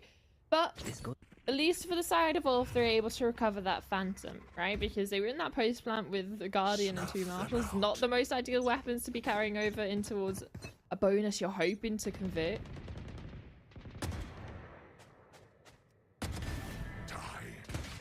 Oof, huge. But short-lived for Mikey. Plenty of reinforcements around for mandatory though, but you've got to be cautious because this util usage from ULF has been clean. Curveball coming through. Takas looking to take advantage of it, but can't quite save his life in his process. Aldaz comes out on top. Guardian and Ghost combo. That is ridiculous by Aldaz. It's lovely shots, yeah, but mandatory just were not on the same page about what was happening at all. I think there was a little bit of miscommunication because the timing Takas came out of that smoke in towards garage was at the same time Kellogg's peek towards backside, gets absolutely blinded.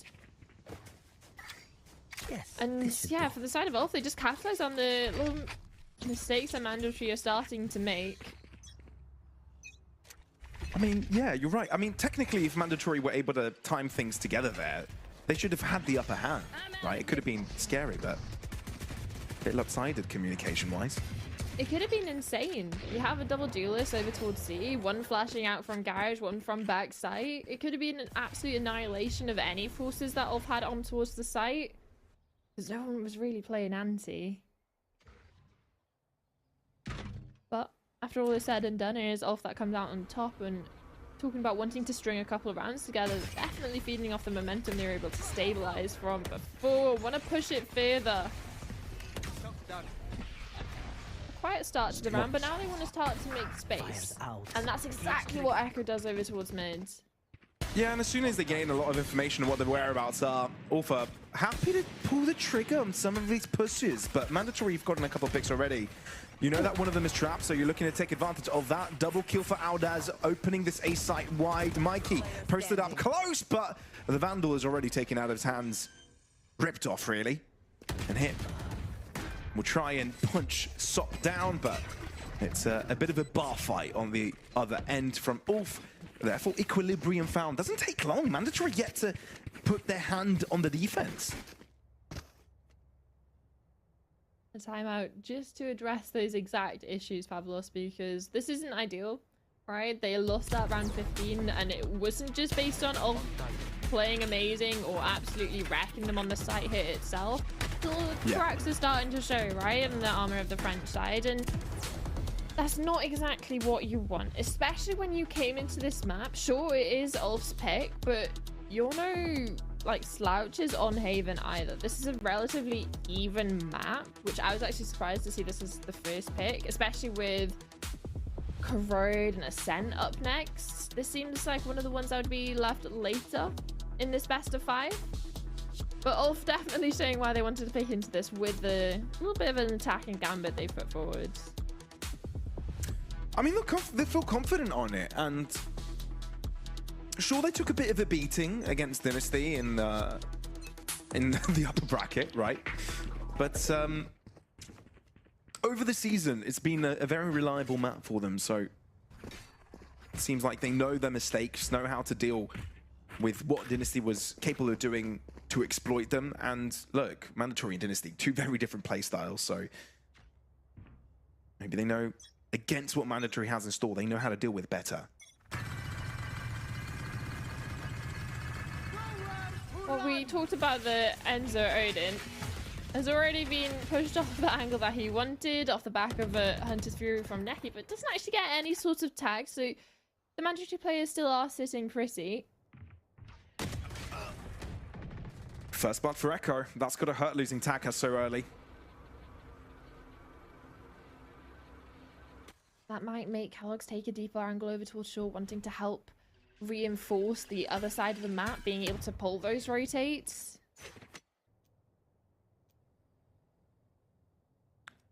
And so thinking about a potential Vandal pickup. Ultimately, this side, Ozen's the best one, especially dealing with double doors. There's one. Unable to find the damage. And it's enough of a bait for Mikey to do a lot here. There's still a flash and a stun available. It doesn't catch him. Takes a wider angle and still connects through the wall as all the barriers are broken. Fabian, though, allows for the collection as Mikey oversteps his welcome. Same for Hip, therefore C wide for ULF to take. Player standing. Oh, and especially now bypassing Enzo over towards Garage. The only player left is Kellogg's, and in a 1v3 operator in hand, he at least gets past the first. Knowing both the two remaining players were towards the C site, opts for the Vandal in towards Timing. the 1v2, but the only issue is Neki pushes the issue, doesn't want to get comfortable to start this retake. There's nothing comfortable about what we're seeing from Mandatory here. I think this is a first glimpse we saw from the defense of an attempt to go for a bit of a bait and switch, and it worked, but then you overheat a little bit, and that's when ULF get out on top. That's the thing here, right? Mandatory's best. They're one of the best teams in Challengers EMEA and title contenders for Ascension, right? But they do have some weaknesses that can be exploited from these top teams, and ULF is a roster that you give them an inch, they'll take it a mile. And look at the red carpet on the attack. This is exactly what we're seeing right now. Ooh, great TP coming in. You talk about Mikey overstepping in the last round, wants to make up for it in towards this one, and even a double tag onto the last two remaining players with Enzo's Hunter's Fury. So Sure, maybe this might be the round. Sometimes you just have to press. That's all it is. I mean, we were criticizing the overpeaking, and then on this round, it's Just commit to it. ULF's undoing. Yeah, guys, if you overpeak together, is it really overpeaking or just going for the traits? Do you know what I mean? At least they weren't You know, offering those individual gunfights at the start. At the start, okay? Sure. I mean, it's the argument of, you know, taking on a plan together, a bad plan together, or taking multiple good plans separately. You know, it's best to work as a unit. Takas can't die here.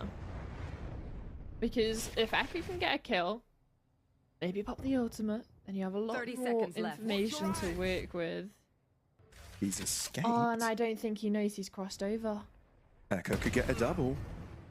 Well, at least the first. I know exactly where. Both have been given away in, and then ULF that does indeed drop. Caged off, Hip has to work off of his teammates. They know where they are coming from though, so Sop posted up for a link. And he's got Echo with him to take the fight together. The grand old turnaround. I'm pissed. Oh boy, overdrive enabled as well. Hip has got to be accurate, but you can't help but feel that sweat is running past his neck. Gripping the mice tightly, unaware of his opponent's position. Echo, backside, not needing to budge for a single second. Triple kill for Echo, and all kudos goes to him for opening this round up for his team. No words, honestly. You look at the start, a lot of ultimates invested, and I said attackers can't go down, and it's not just onto that one player, but it's the space they let ULF to grab over towards this B site. A 2 That's a tilter. v5 This goes have here. lost. That is a tilter.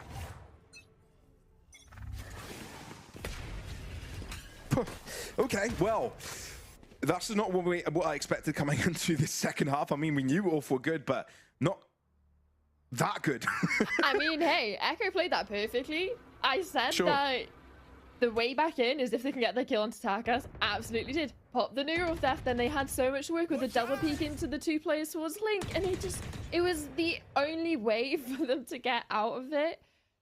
And they played it perfectly down to a T. It's just unfortunate it's mandatory to get dismantled. Oh, the timing on the Aljarn is ridiculously good. You get information on a couple of players, and now you know to maneuver to the extremities. Enzo is no more, so he'll be calling off from the grave.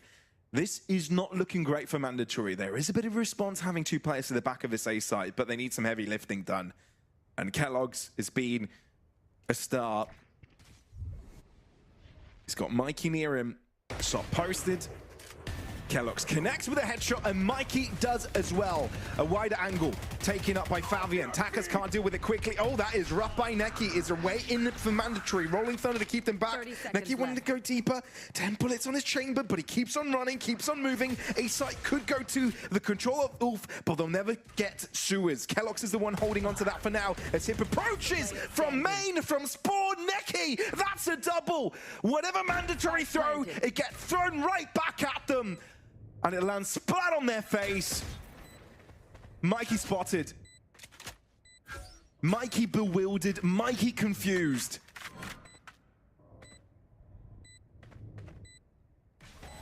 And as he closes up the gap, his fate closes in on him. ULF on 11. And Mandatory are simply speechless. Oh, why we no stop production, stop. This is not okay. That's so rude, by the way. But the thing Very is, rude. it doesn't even matter because he then goes on to get a double entry into sites. Like, we didn't show that in the replay, did we? We didn't slow-mo the double entry got into sight. No, of course we don't. We slow-mo the whiff on long. Yeah, we celebrate players here. We don't flame them. Oh, it is funny though. However though, Mandatory situation not funny at all, and I don't envy being in their shoes right now, sitting in their seat. This is terrifying. Oh, yeah. Where is it's- this? Like, This is rounds 7 straight? rounds in a... Yeah, that's 9 rounds altogether. 7 on the attack. I said ULF were great on the attack, but I didn't mean this good. Okay, and especially with Mandatory also having around a 50-50 win rate on both attack and defense, that's should have been able to combat ULF a little bit. And it has, because we can't forget how many rounds that ULF have managed to literally grasp off the edge of a cliff of losing it, of 2v5s, 2v4s, off the back of getting double entry'd and all these things that come into play. And it seems like it doesn't matter to them, they just brush it off their shoulder. But the only issue is, for the side of Mandatory, mentally, you've got to be rethinking what has gone wrong. Sure, yeah. I mean, it's one thing losing against your opponent's first map pick in the best of 5. That's fine. And it being a close event, but it's another losing it in this fashion. And especially being A4 up on towards the half, and you fail to get around since, off the back of having advantages. Oh my god, okay. Come on! Oh, Attacker's taking things to his own hands here, using the neural theft. Still does a lot of damage onto Echo. It's not impossible for ULF to recover, as they've taken Hip and Takas down. A couple of upgrades available for the Mandatory squad, but Echo jumps in on Mikey, and now it's down to even numbers. You know where Echo is, so you'll try and crunch in on him, but then Aldas is there to keep his teammate afloat. Shock Dart shutting down Echo's life finally. You're in a favorable position. A wide swing from Kellogg's, and of course, it's a pistol round for Mandatory to break their silence. Thrifty. Off the back of attack as triple out from garage. I hope we have this POV in the replay, because we only caught just the end of it. But man, like all the rounds that we've had, out of all the rounds, and it's not even just the fact that they had rifles in the other rounds. They had like 5v2s, 5v3s. And it's the pistol round off the back of his Attacker's 3k with his Sheriff. That's the round they put on the board and finally get themselves up to 9. But calm yourselves. It's not yet believable for Mandatory, because that was a hero round. You could not necessarily rely on that to happen again. I tell you what, though, it takes a lot of pressure off Enzo's shoulders, knowing you've got individuals like that can pop off at any moment. But you're right, job's not done. You know, you got a little bit lucky. Sure, you've had some unluckiness, but you've also had more, misplays than that. Mandatory already a player down, Enzo low to 13 points of health. Taka loses his life there. So moment by moment, ULF is just getting a greater and greater lead in this round. And especially now with the damage being done on towards Enzo with the operator shot through the wall. Go, go, go. It's basically a 5v2.5. Can't count him out yet, but with that then, now Mandatory wanting to stack up, make the gamble that it's going to be over towards A, because they don't necessarily have the opportunity to spread out their forces, maybe get a couple of kills as they go out onto site, and then leave the rest up to the remaining players for the retake. In this one, it's likely going to be, I'd say, a save, honestly. Yeah, that would make sense, but then again, the last 10 rounds haven't really made too much sense, have they? No, but this one should be a save. They're not moving, so they were already out of position. It was that, like I said, it was that gamble of like you have to pick a site. If they come there, great, you have an opportunity to fight out. If not, you lose all your weapons. Other side is you don't necessarily get to fight for yourselves in the round, but you get to keep the weapons, and that's going to be the important thing coming into the next one, because it may well be the last round of the game with ULF being up onto 12 now. Takas doesn't have any money, so he's relying on Enzo's surviving to drop a weapon over. Mikey can reinvest into it himself, but looking towards Calyx to keep this operator alive, because Soap, even on the attack of a Neon operator on attack, is getting value off of it. We haven't necessarily seen Calyx have the opportunity to do that on the side of Mandatory, because, well, they haven't had the opportunity to do much. Yes. No, I think that's a very fair statement. Yeah, you can't argue that. You can't argue that at all. But new round, new frontier. Full buy again. You've got to run it back for Takas. Maybe that gives you some room to explore deep as the defender. Thing is, with how consistent ULF has been in getting these entry picks, you're looking towards Echo as well with this neural theft. Again, being able to identify setups, then you can adjust your pieces, or you can just call a full execute in. Alex is going for a little bit of a wander. Having a decent angle down over towards C means players over towards Garage might feel a little bit easier rotating in towards A to help. If they even decide to hit towards A. Instead, they've just inserted Echo. Both trips still up for hype, so things to work with. All still very silent. The Argine reveals where they are. At least a couple of them. So up on the angle, felt like that could have been a pick, but just a pixel short. Hunter in response here for Neki, looking to see if he can find anything. Not quite sure if he connected on attack. I don't think he has. Echo, on the other hand, uses that element of surprise to double up on the A side. ULF have now been given a gift, and Echo is the one that signed, sealed, and delivered it. I was talking about Echo using the ultimate to help his team readjust position. Instead, it's helping him push the issue on towards side. But we do get the head-to-heads, and Excelux that come out on top. But instead, it's the rest of the players falling, and Echo on for the ace to close out his map pick, but Neki steals it away. And I don't think we can say any single bad word, and I'm looking at you, Des. You can't say anything about their attacking side, because that was damn near flawless. Like, what? No words. No words, no words, but for ULF Esports, what a confidence builder, right? To be able to get a chain of rounds like that. We were talking about, sure, ULF Esports, you know, are a very young team. They love running on tempo, and, you know, that's the best type of tempo they could get at the start of a best of 5. I don't know how you beat this. Mandatory need these next 10-15 minutes to reset their minds, because that's not the level you expect them to see, expect to see from them for a grand finals appearance. Let's throw this over to the analyst desk so they can give us their thoughts as well. Thank you very much, guys. Yeah, I mean, look, you call it a flawless attacking half. I would call it a disappointing defensive half from Mandatory. Is what I think. If you leave the door open for a team like ULF, then they are going to kick it down, like off its hinges, and that is exactly what has happened there. I'm not going to lie to you. I think our green room back there, while you two were casting Pavos and Winter, lovely job, was there was a bit of criticism going on for Mandatory. Yeah, I think the composition is just one of those where it works nice on the attack side, but I really have to highlight, what do you have for A control on defense, right? Maybe you can burn a Paranoia. Obviously, you can have your Yoru on the off angles, your Phoenix fighting, but there's no like consistent control available for Mandatory. And A control is like the most important part of this map.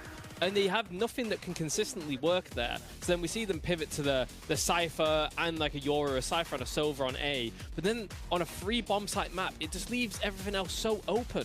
Right, B and C then is going to be missing a tripwire. There's going to be gaps, so like it completely changes how you have to play. And full credit to ULF, they played it fantastically, but Mandatory absolutely fell apart there on the defense, and that was really, really sad to see. Yeah, they're going to need to have a real think about what happened there going in towards second map. Fortunately, it's a best of 5. They've got plenty of time to adapt to that performance, right? Think about what was going on, maybe get themselves in the right headspace. I do think that is part of what it was. I don't know if it's nerves, or I doubt it's nerves. These guys are very experienced at this level, or just not being warm enough. But it did feel like that was not the Mandatory that we have seen at any point during the playoffs, and I have been relatively critical of their performance during the playoffs up until their last win. So yeah, I'm not 100% sure what is going on in the Mandatory camp, but I would hope there are some words going on with the players right now.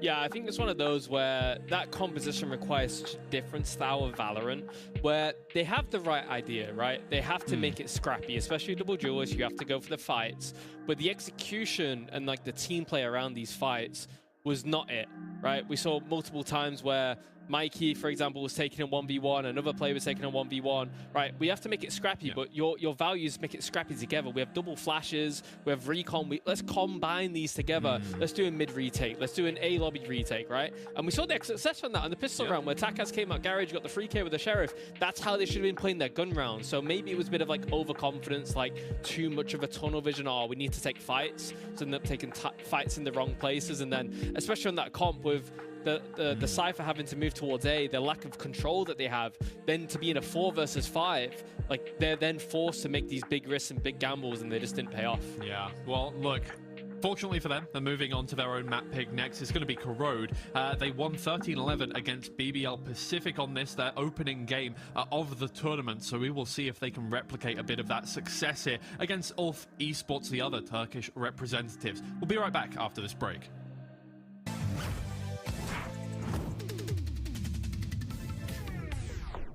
And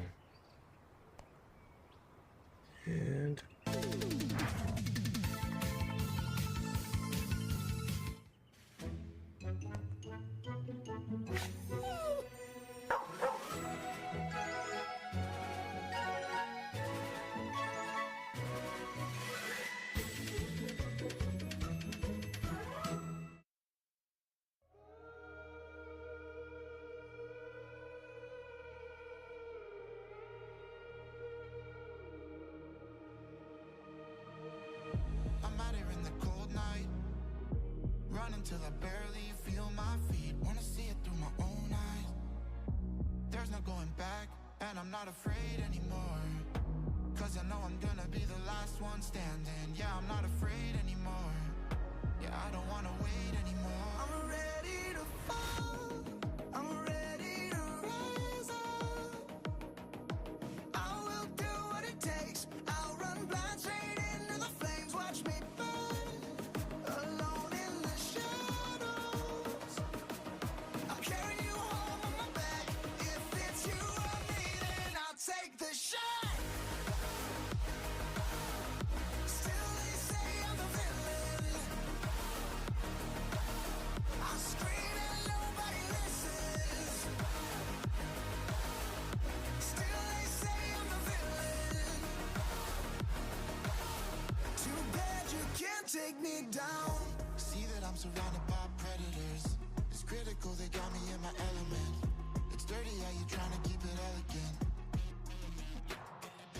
Keep my eyes open wide when everyone around me is an enemy. See my life cross my eyes. I'm ready to fall, I'm ready to rise up. I will do what it takes. If it's you or me, then I'll take the shot. Still they say I'm the villain. I scream and nobody listens. Still they say I'm the villain. Too bad you can't take me down.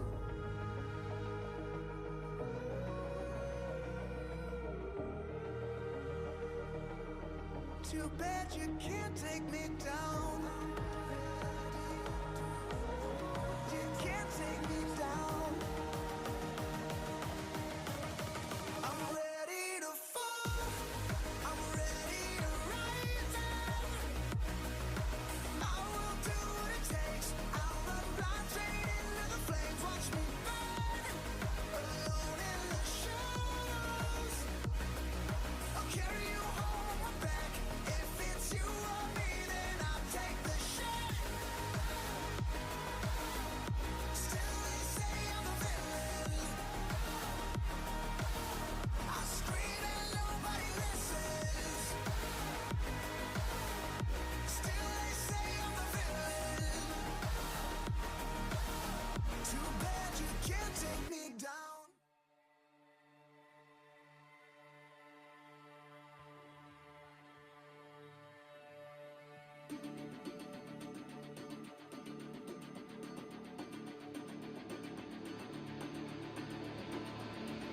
Where you been? I'm back, let's bump that. Got a phantom in my hand, I'll clutch that. Get an agent on flank, gotta loop back. Shall we simmer on down with a 5-step? Where we been? I don't know,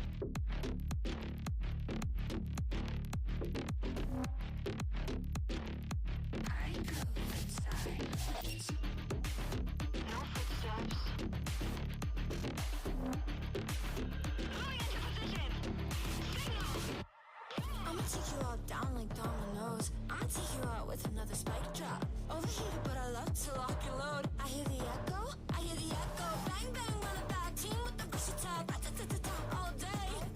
Enough with the chit-chat, steady with the one tab. I'ma set it off, just wait. Oh, eres la omega con la O, no. Sabe que la alfa soy yo.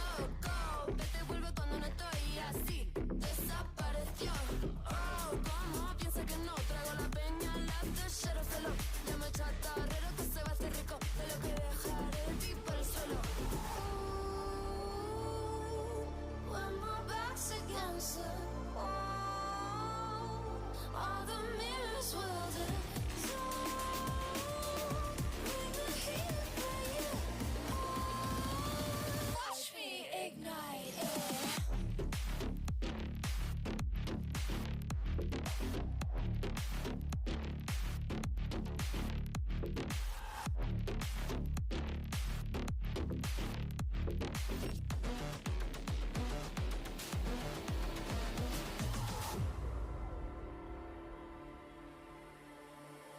We're from different worlds.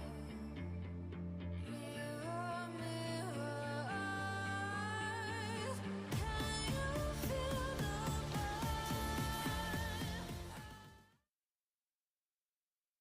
pain? Welcome back to VALORANT Challengers EMEA, everybody. ULF is off to a banging start with an almost flawless attacking round on Haven, and we're moving now to Corrode, which is Mandatory's map pick. They've had some success on this map. I mean, a 13-11 against BBL Pacific is definitely nothing to turn your nose up at, but their last foray on it was their map pick, and they did lose that one. So, it's an interesting mixed bag, as I feel like Mandatory's whole performance this tournament has been, right? At their best, I think they are one of the best teams in the tournament. However, they've had a lot of moments where they have fell off their horse, right? And I think today it started out that way. We need to see some real change from these players in Map 2. Yeah, it's definitely a big stumble point. And the last game was a tale of two halves. And the defense, it looked magnificent. They were playing well fundamentally together.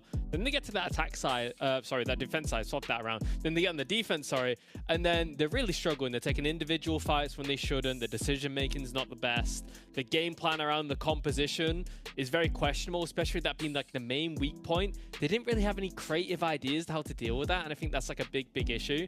But now coming on to a more prepared map for them in Corrode, I'm expecting to see better things. Like, these players are experienced, they're going to be composed. All right, it's a best of 5. They're saying one map at a time. Still 0-0, lads, is what they're saying in French, probably, not in English. Yeah, but somebody translate that one for us. I don't know. Someone translate that in the chat. Yeah. But yeah, I think it's like where now we get to see like what they're made of. I expect them to recover from this. Like, they know a lot is on the line here, so I expect them to recover and come out much stronger in Corrode. Yeah, I mean, I would hope so. Obviously, it's their map pick. They're going into it thinking, okay, well, we lost that. At least it was ULF's map pick. I mean, definitely both teams wanted to win that map. They both have played Haven a lot, as is the case whenever we go on to Lotus or Haven or even, I guess, Sunset for some teams. But generally, you know, these maps that everybody likes playing, that are generally in everybody's map pool, you do see both teams really wanting to win it, so that they don't have to try and win every one of their map picks, and they have to try and fight back against the opponents. But for Mandatory, it didn't seem like they were going to win it, even if it was their map pick there. It just wasn't quite there. You mentioned some stuff about their composition, that it felt like they didn't really have any plan to control A. That's all out of their mind now. They don't have to worry about that at all anymore. They can rework that after the tournament, because now we get to move on to Corrode. A much different map, right? We haven't seen this picked by many other teams in Team Liquid Academy and BBL Pacific. Mandatory tried it once after winning it against BBL Pacific. Didn't work out for them, but they brought it back now. Yeah, and again, I can talk about the composition because I mentioned this the first time I watched them. Pulling out the Rays on this map, I don't think it's a great pick. Maybe I'm a Mandatory hater, but I do want them to do well. But the Rays coming in here versus the Neon, I think the values are so different, right? Once again, it's a little bit better on the defense, which is maybe after what we've just seen on Haven, what they need, more of a solid defense. Like Rays nade coming in to deny choke points, get on the AWP angles, get the satchel away. But it's something what really does concern me about them on this map is like the attack side Rays, right? Where do you go if you're just double satcheling on Corrode, right? It's a lot to be desired compared to the Neon that's a lot more self-sufficient. So I think, again, going into this matchup, there are a big comp deficit. And I think ULF will be looking at this again and thinking, hold on a second, lads. Just look at what they're picking and just break it down again. Okay, well, yeah, here we are. Obviously, we're not seeing any changes as the tournament goes on. It's an incredibly rare thing that we would see a team change up their composition when they don't have a day to rework anything. Or, well, one day would be a pretty insane turnaround for a completely new strat book anyway. But the tournament has been so full on for everybody that we are not able to see anything like that. And maybe that contributes to Mandatory's kind of difficulties on Haven, right? Is that they haven't had time to go, okay, well, this definitely isn't working. Now we need to rework something. They've just had to run it back again and again and again and hope that they make the composition work that time around. But I think Corona's a bit different, right? Sorry. Yeah, I think that's like something where it's a great point to make, because obviously they changed the Haven comp coming into this tournament, right? A little bit of a twist, a little bit of change up. Maybe they got a bit stale on the map, but now this is something they've played it 4 times. Granted, they only have a 50% win rate, 1-2, lost 2, but it's something that they've played for a lot longer. They're gonna have a lot more reps on it, and I think comfortability suits Mandatory in this way. Yeah, and especially like in the meta of Valorant that we have right now, anything can work, right? We can nitpick, you can talk about this, but theoretically their comp could have worked on Haven last game. It just didn't play out that way, right? So they're going to back themselves like, okay, we've worked on this, we've practiced it. Let's do something we know, and let's see how we go in this game. But on the other hand, you have ULF, who have played this map 3 times and only lost to BBL Pacific in a 13-11 scoreline. So this is definitely still a very, very strong map for them that doesn't have too much data for Mandatory to look into. All right, guys, apologies once again for the delay. We're going to have to head to a quick break. There have been some tech issues, but we will be back as soon as we can for you.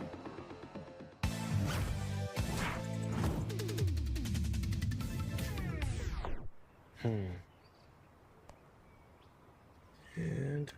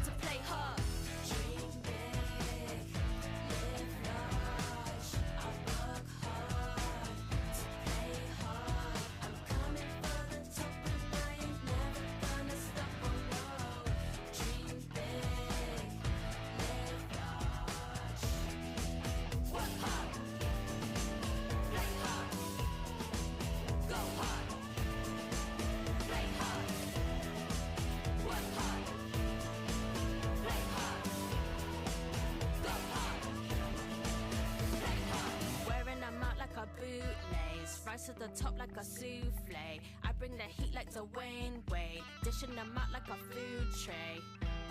Big bars like I move weights, and I'm serving them up like a food plate. Yeah, big dreams, live large, we go hard to play hard.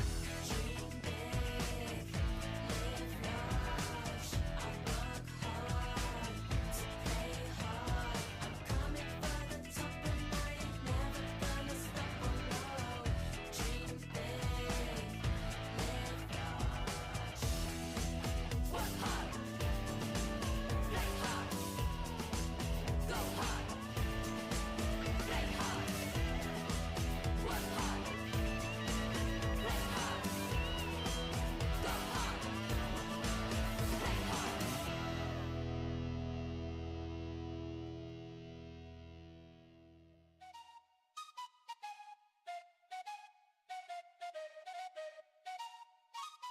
Let's go.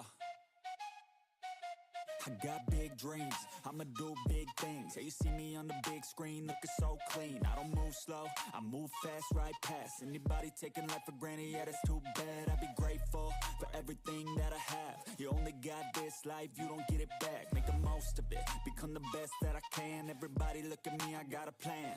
You gotta work hard, play hard, do it from the start. Cause how you do anything is everything at start. Stay consistent and do it every day. Don't let fatigue get in your way. Cause 10% of something is better than nothing. You better do something if you wanna be something. I can feel my stomach rumbling, I'm hungry. Big things coming, I ain't bluffing, yeah. No, I don't wanna stay the same, yeah. So I keep pushing through the pain, yeah. That's the only way to make a change, yeah. So I fight every day and train, yeah. It'll all be worth it. One day it'll all be worth it. So I keep pushing through the pain, yeah. That's the only way to make a change, yeah. I've had enough, I'm making my own luck. Adrenaline, my drug, I'm sick of feeling stuck. I got this, will not quit to the top, I promise. Cause I've had enough.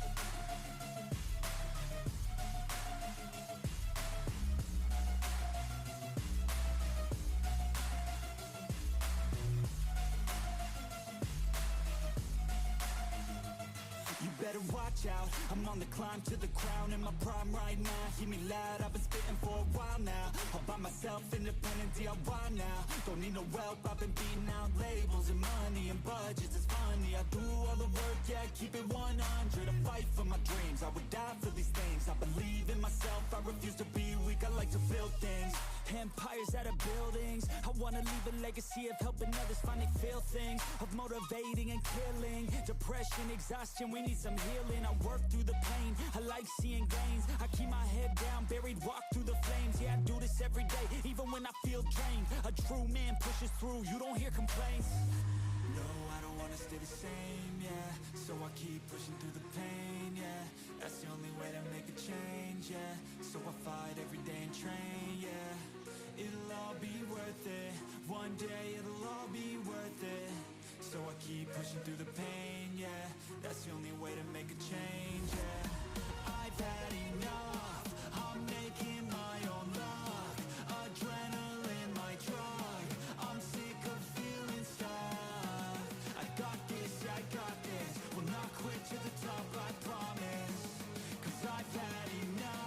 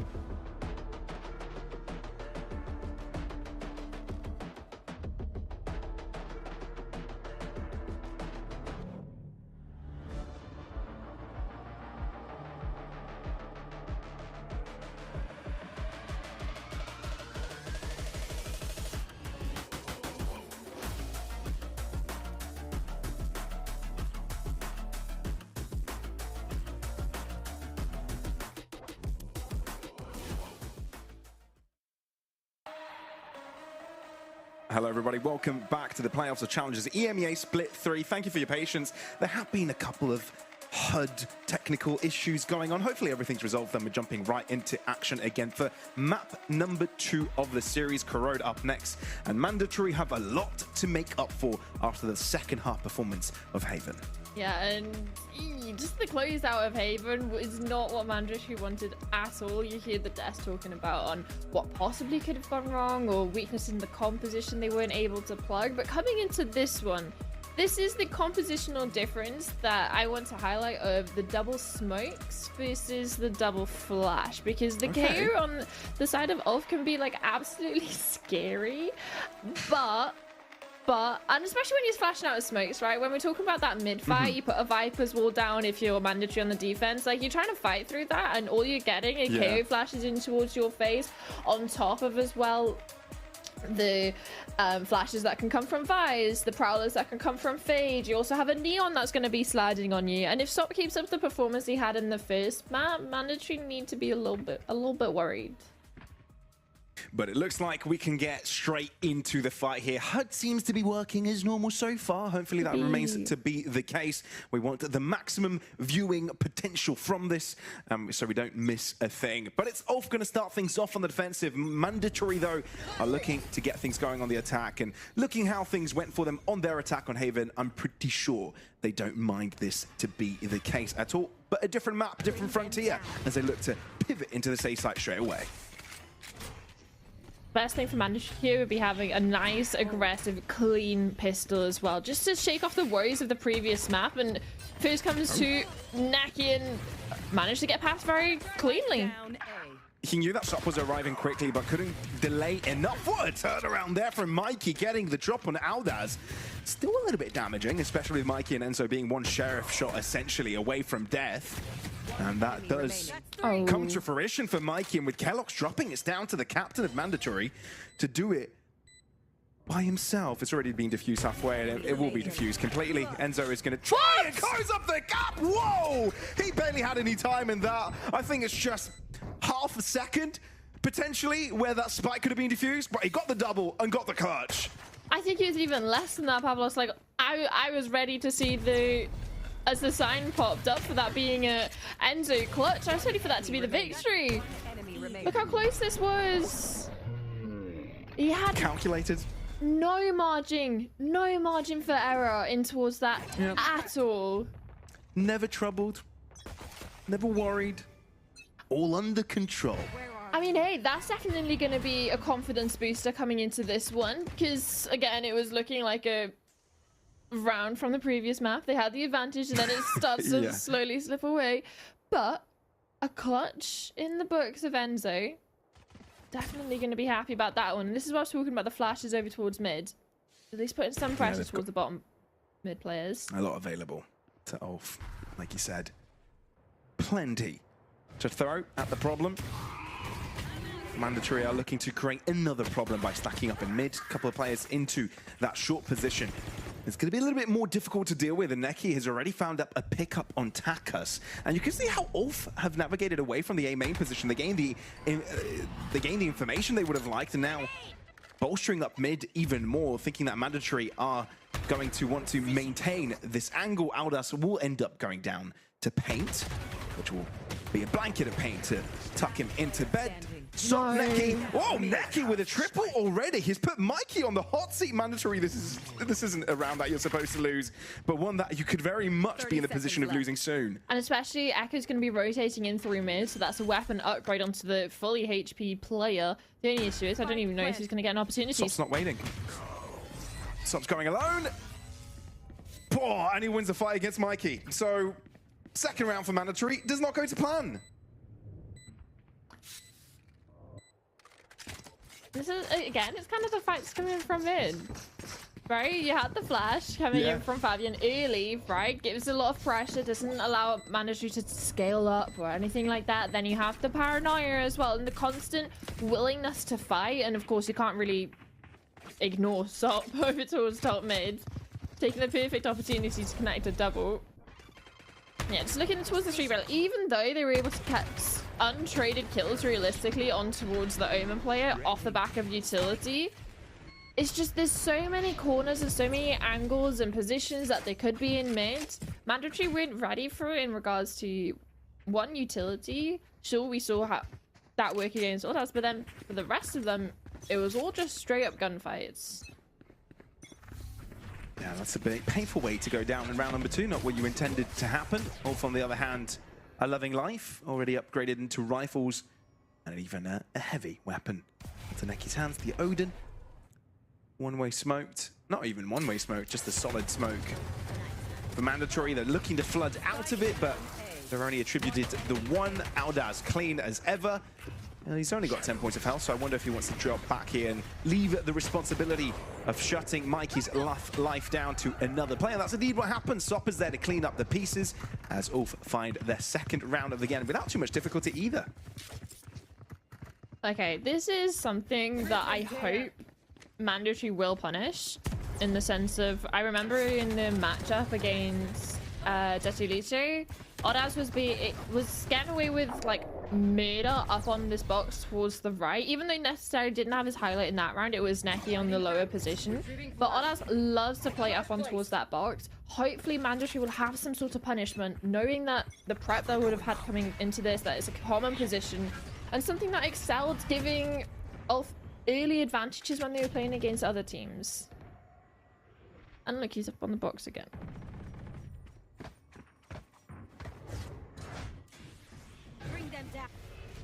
From mid, spread out Mandatory are, but the main force is outside of A, and hearing the Odin sing, or maybe shout, I think is the better way to describe it.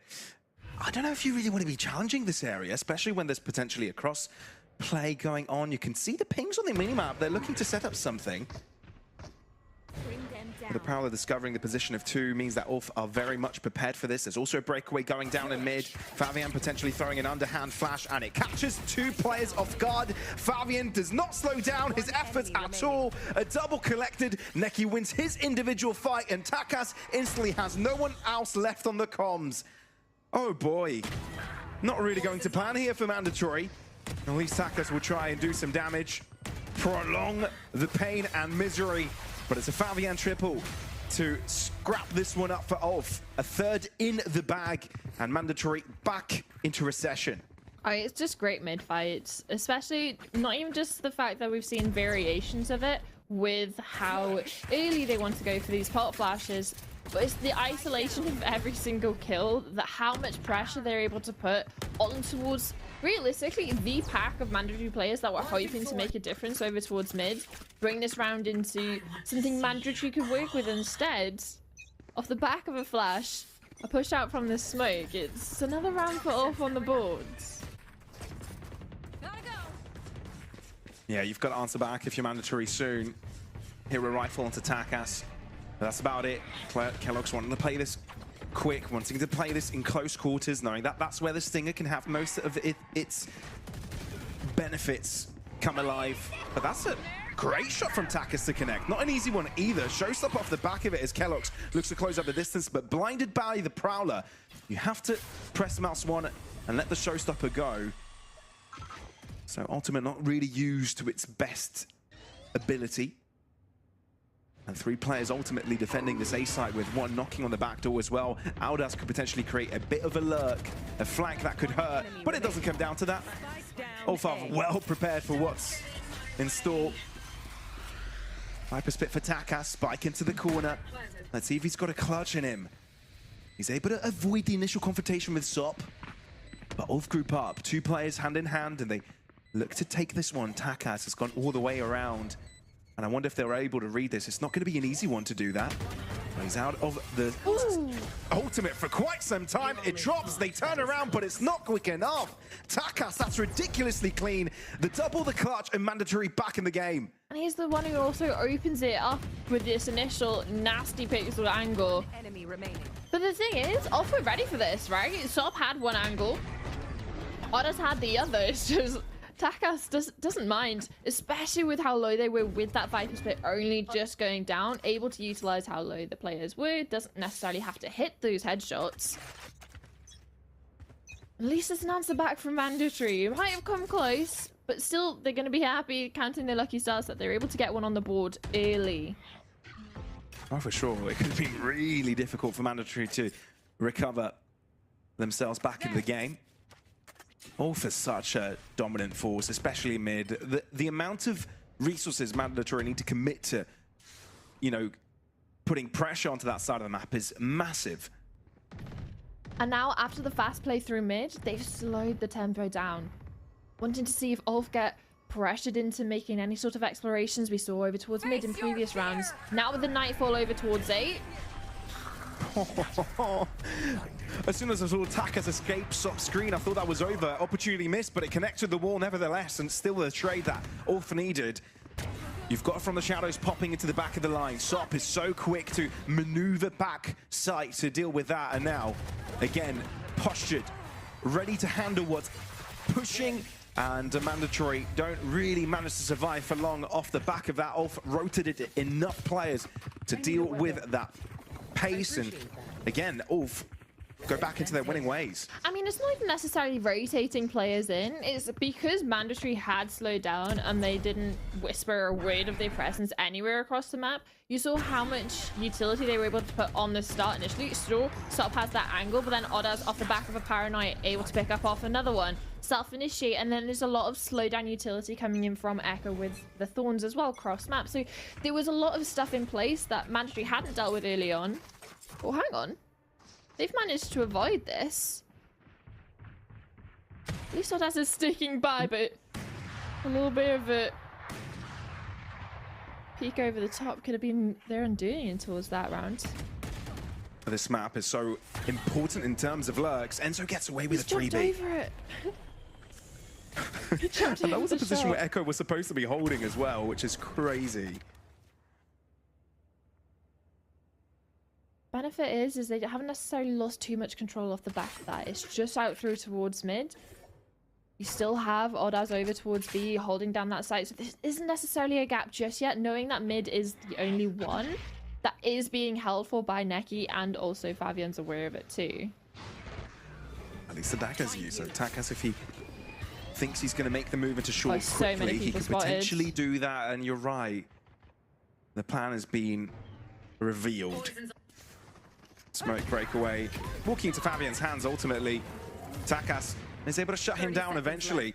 And Mandatory do have the numbers here. Sop needs to be careful. Right out into the open, which Takas will punish. Rifle upgrades for Mandatory, and it's their time to give us the grand old switcheroo. Ooh, step alerting Takas to his position, and again off the back of a Takas multi-kill, we're getting another round on the board for MDR. I'll tell you what, Takas is ridiculous. His impact this game, the way he's kicking and screaming through these rounds, is the reason why Mandatory are sticking around with ULF right now.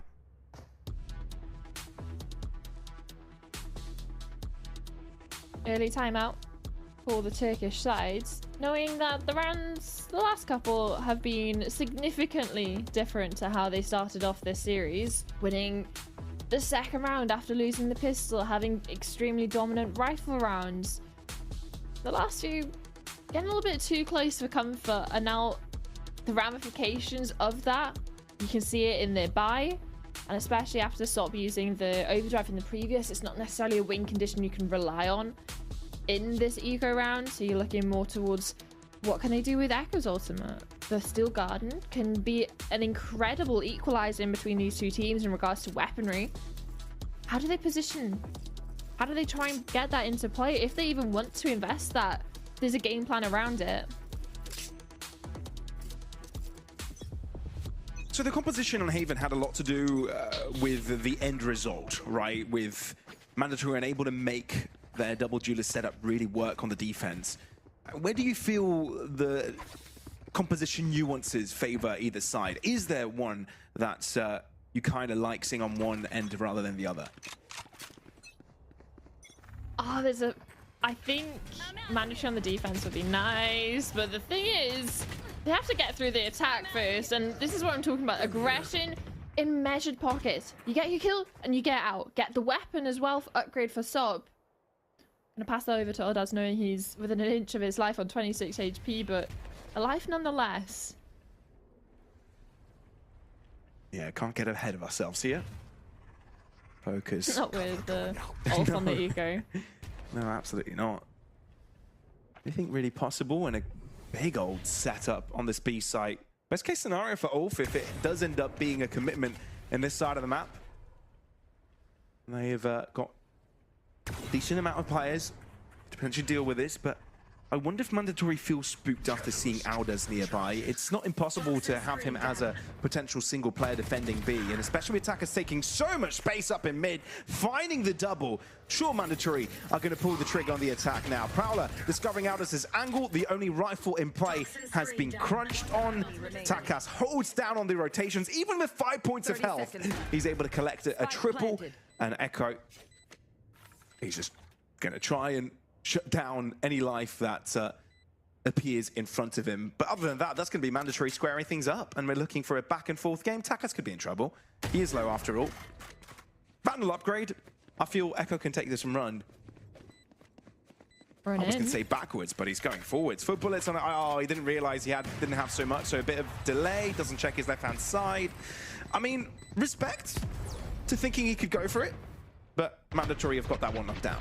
I mean, you may as well go for it. You know, you can invest in towards the next. Any weapons you can take off the wood, especially when you're looking at one of the players carrying over that operating towards the next, you can take that offline. Whether they can afford it in the next round or not, it forces out that reinvestment, or at least a change of priorities in what they want to field. But now, in the last couple of rounds, Mandatory is starting to build up the bank. You even have hype up towards around the 8k, and you look at the side of ULF, stops having to glass cannon this operator. There's a little bit of a disparity. Aldaz looking to go for another jump peak. Second round in a row where something like this has gone on, but Kellogg's this time wants to see if he can interrupt by going a little deeper with the blast pack. Doesn't indeed present to himself that, but other than that, it's a bit of a reset now in the round for Mandatory. They still have pressure over towards mid. Peek out. Stop's ready for it though. He's the one already postured in the position, so easier shot to hit. Yeah, and they don't necessarily want to re-peek into that at all. You see the smoke get dropped down along with the Viper's wall, and instead it's over the top end, so picking up the operator. That's not something I had on my bingo card. I mean, he got killed there a couple of rounds ago, recycling it from Kellogg's hands. That's true. But this one a little bit more impactful than the last. And it looks like the game plan is to slow clear these corners. You want to debate that right-hand side while you focus on the other, but there's a high-low and a close and fast setup here for ULF, which permits an early trade-out, but Hip was so far forwards, Neki didn't realize the possibility of that fight to take place so soon.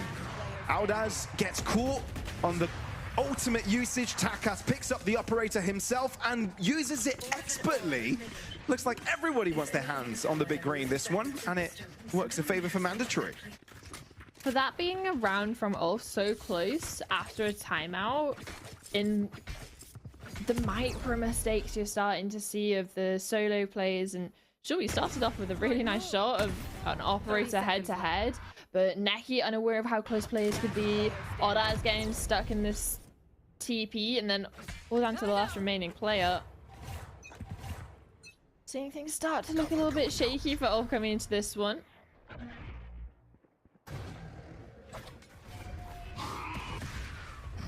A lot of space down mids from Stop, but the only issue is nobody's home from Mandatory. Face your fear! I wonder how much damage Aldaz can inflict here. Obviously, he's been forced out by the snake bite. And Mandatory have been split apart a bit. That flash is great, isolates Kellogg's. Mikey wants him to jump in as soon as possible. Hip on the drop, able to find Sop's head. So that secures the site for Mandatory. And it's looking to be a 2 versus 4 for the comeback. Obviously unlikely, but it's all about damage, especially when Echo's got a judge on him. Close distances could be a bit of an issue. Neki wanting to be a distraction. And it seems like it's worked because most players are looking towards this direction. Echo's only good for the one though.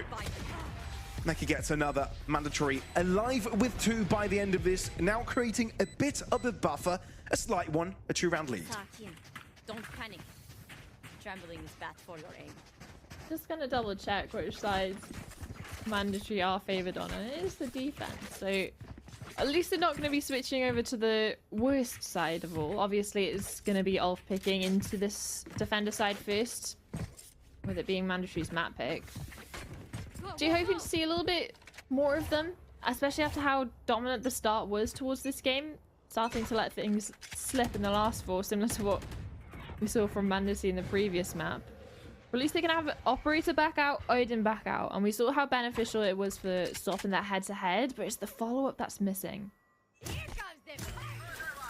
Instantly looking to throw in the showstopper, but you're blocked off from the reinforcements as the wall has popped up, which means it's just a singular 1-for-1. I wonder if they make the call to rotate backwards. No, it's a full committal, and Fabian's loving that call as he ends up with a double himself. The spray answer from Enzo is there.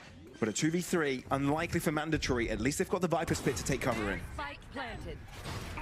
And they have the numbers as well, though, from the side of ULF. And if you have Onaz just jumping in towards the site, especially with the Nightfall being here, it doesn't seem to matter. But hang on. Poor Takas makes it close, doesn't he? Aldous has got the answer, but taking it to 1v1 after it being a 1v3 is a decent task. You're going to make ULF shake a little bit. But it's going to be a gap closer for ULF as we reach the final round of the half. I love the little readjustment, though, coming in from here as soon as sort of the sacrifice of losing Echo for the Raze ult coming in. Oh my gosh, lost for words. Showstopper. Repositions into a site, gets an easy pickup onto Mike trying to keep in because he assumed he was clear because of the ult, the showstopper, the clearing of his Raze came through, but a sneaky little reposition, and while you're thanking your lucky stars, Aldous was alive in that clutch. Always Takas will be scary though, and that's something that ULF need to keep in mind. And the round's never over until he's dealt with. Takas is in a raid boss mentality coming into this one. True. Both teams exchange still gardens. I guess rifles aren't allowed in B. But on A they are, and Sop wants to go in with the Operator. Oh, overheated a little bit, but it doesn't matter because reinforcements were around in the likes of Neki. And now if your Mandatory wants to call, looking to move up in mid, take up that space, bolstering up the A main position for Takas. Hip gets caught though, he gets spotted, and Fabian's spray transfer makes the job work. Here comes a breakout from the Prowler.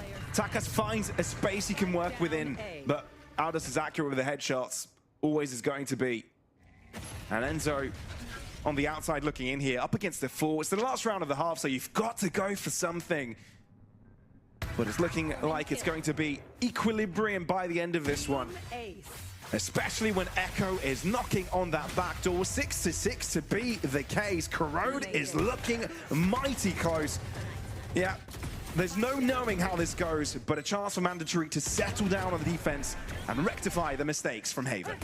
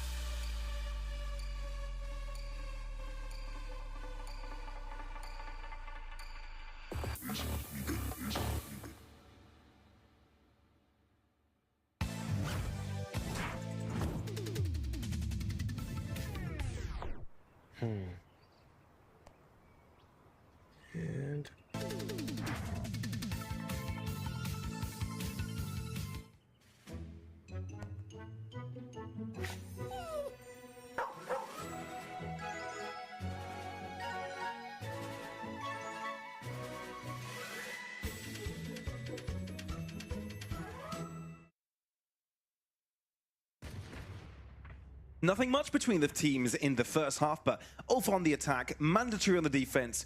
Let's see who's able to get the ball rolling from the get-go. Yeah, Takas and friends want to at least settle themselves in with a nice pistol coming into this one on the defense. Will maybe help polish the scuffs left from the defense that they put up on Haven. Because you gotta think that's gotta be looming in the minds. Where are you? Hopefully they're able to shake it off, and at least managing to get the 6-6 half is something that they can work with. The only worrying thing, ULF on the attack.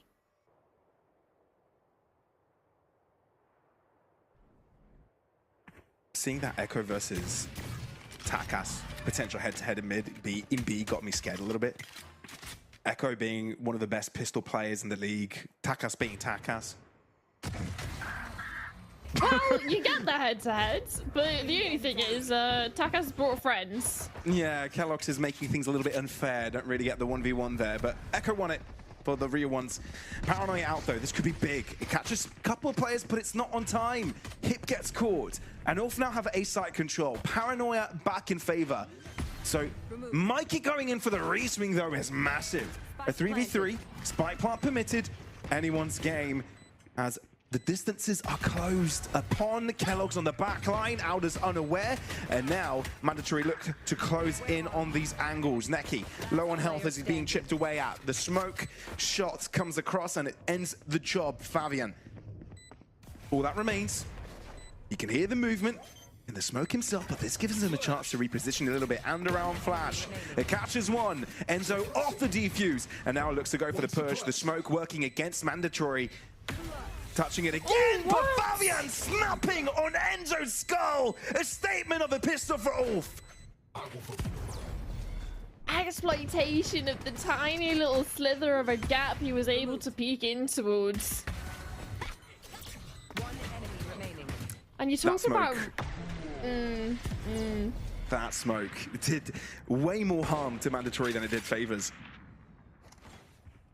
And you talk about rounds or maps going back and forth in regards to who has the momentum.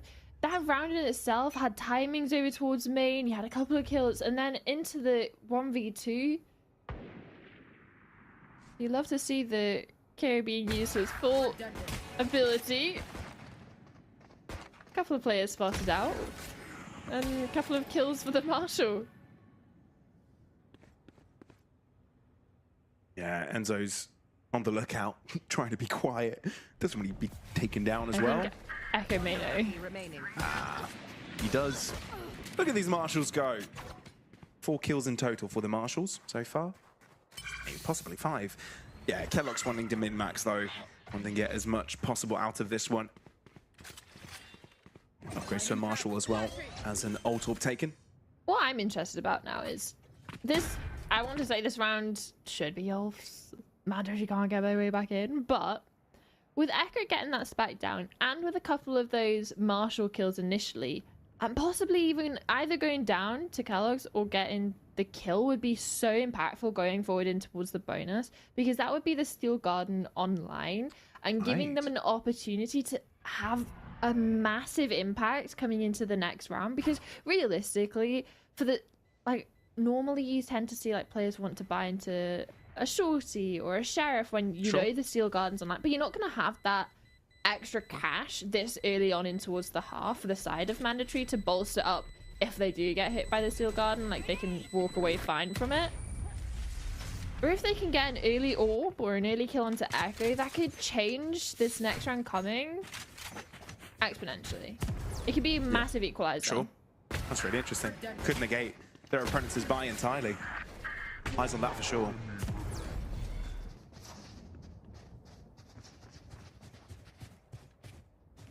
Enzo buying Odins? What's that about? Well, we don't want to talk about what happened last time on Curd, but if they can get the Steel Garden online, this is exactly the buy that you would want to negate. Kellogg's has an Operator, Enzo has an Odin. Bring them down. And for anyone that didn't understand it, that was sarcasm before. Ultimate's ready. when it comes Pavlos to with sarcasm. yeah. Not a great combo, is it? I mean, I feel it's a common combo, but now with this one, Echo's managed to get that orb. He's got the orb, he's got the Steel Garden. Oh, no! Oh, no. Knife, knife, come on. Knife, give it to the people, man. Okay, well, that's good enough. Steel Garden out already towards that A site, wanting to make mandatory think it's going to be an A hit. But it's not. But the thing is, they haven't been able to find too much space in towards B, so they're still a little bit slow on this, and Takas might have the prime opportunity, but Echo's there, ready and waiting. And even now, with the wall back, still up on towards main, even though Enzo wants to go for a reflank, it's still going to be having something watching it. Planted. Yeah, it's very unlikely. Echo taking a deep angle here. This is not going to be easy for Enzo to clear. And indeed, that is the case with Echo connecting on the head first. Rough times for Mandatory, really. Can't catch a break. And it's small mistakes. That's the thing about Corrode, right? The whole design and concept of this map is to have lots of nooks and crannies to hide within, corners that can catch you off guard. You've always got to be on the lookout. Always have got to be wary for cheeky positions, cheeky flanks, holds, traps. And all so far making full advantage of it. I mean, it's a similar sort of story when you're looking at any other map, right? Take Ascent even, when you're looking at attacking on towards A main. Teams love to insert a player just in the corner, just play for sound or for rotate, so if someone aggresses, you can try and get a kill, and that's exactly what... Well, Corrode enables it a little bit more, I will admit, but it's the same sort of principle. They make aggression over towards B, wanting to get that Steel Garden online, knowing how important it is, and off the back of the Prowler not clearing Odas properly.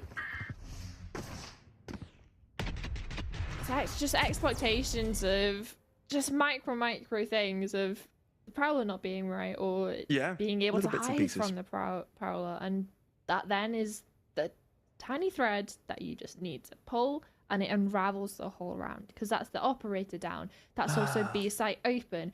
Then that also means Echo's going to use his ultimate over towards A as a red herring as the rest of the team rotate over, but they're still aware they don't have control over mid. That's also being watched for. So for the side of ULF, it's incredibly clean. Like, no words. And I'm worried because this was the same pattern we saw over on Haven. They closed out the last 2 rounds of the defensive half and on towards attack. Oh, you're right. Yeah. That's Pavlos. the exact same pattern. Oh boy, you brought back nightmares. I mean, not for us, for the Mandatory fans, maybe. I mean, maybe for us a little bit as well. Let's be fair, that was traumatizing. Fun to watch, but still traumatizing. One does not negate the other. Which is weird. Still though, back in... Oh, I like this play. What a reveal. I fear they may know. Yeah, you don't really want to pull the trigger because then you reveal your exact position. You wait for the toxic screen to drop after the reinforcements of Takas. What a smart, small play. The only thing, we're spotting a couple players over there, and they're now starting to peer in towards A main. The only thing is, there's no committal, right? They still have plenty of time to work with. Low HP on 2 mandatory players, low weaponry. You're looking at Enzo now with that Phantom in hand. See what he can do with a couple of bodyguards as well around mid. Toxins going up. Le Capitan. Let's see what he can do. If mandatory go right, they'll find the spike. That's Kellogg's with first blood. Well, not quite. Second blood. Not the third, though, as Neki and Aldaz have the answers back, and the rifles really start to show their true colors. Aldaz could get caught on the timing, and indeed he does. Neki taking the fight to him, but it doesn't quite work in his favor. Equal trades. They're chill for mandatory. Picking up the spike now, though, all moving into B. I mean, the only benefit of that is the spike was so far away that Echo can get it and rotate over towards B, knowing both of those players were in towards A main. It's just the fast rotate coming in through mid might be a little bit of an issue, especially with Mikey with an Odin. Breaking the trap instantly. Echo, wide swinging, but Hip is ready for that one. Mandatory. It's an eco round to break the shriek of ULF. And again, similarly to Haven, but this time quite convincing, and they had a few plans throughout it to make this one work. Yeah, love that, especially with being how proactive they were on the defense. We saw it a couple of times when they were looking over towards B. Admittedly, it didn't necessarily work out, but this little pocket strat towards the start, using the Viper's Wall, the concealment, using the reveal as well. They searched down towards mid. Obviously, Kellex hitting a couple of sheriff shots is nice. But then off the back of that, play the numbers. No, they don't necessarily have the best weaponry because not everyone's been able to upgrade. And again, of course, it's Nico. We see Mandatory break the streak, get around on the board. But thankfully for them, it's a little bit earlier on than what we saw in Haven. It might not be too late for them yet. First buff for Zop. A position that Ulf liked to take often. I think it was Aldaz that often, you know, jumped on that ledge. But the first time Takas ends up doing it, gets caught and punished because of it. It was something that Mandatory was struggling to punish on their attacking side. That jump peak from Onaz, or even Echo when he was doing it. Stop a little bit too quick to the trigger for Takas to survive. And now from this, they don't necessarily have to do anything crazy for the side of Wolf. They've got the initial kill. They can now start to poke and prod elsewhere. Razorvine's out already. But Ulf used the chance to walk past them. They could potentially fall into Arc Rose territory. And if used correctly, Mandatory can get away with a pick. No one swings off the back of it. Hip awaiting. Neki shoots first. There's a bit of an answer back, but Ulf have definitely dealt with the first line of defense of Mandatory, and here comes a second. But without the first few players trading enough, this doesn't look enough. It doesn't look optimal. Ooh. Great shot for Kellogg's, and he might even get himself a second, but three players looking in the same position. Too much to ask from the duelist of Mandatory. Therefore, Ulf get themselves on clean double digits. To kill me.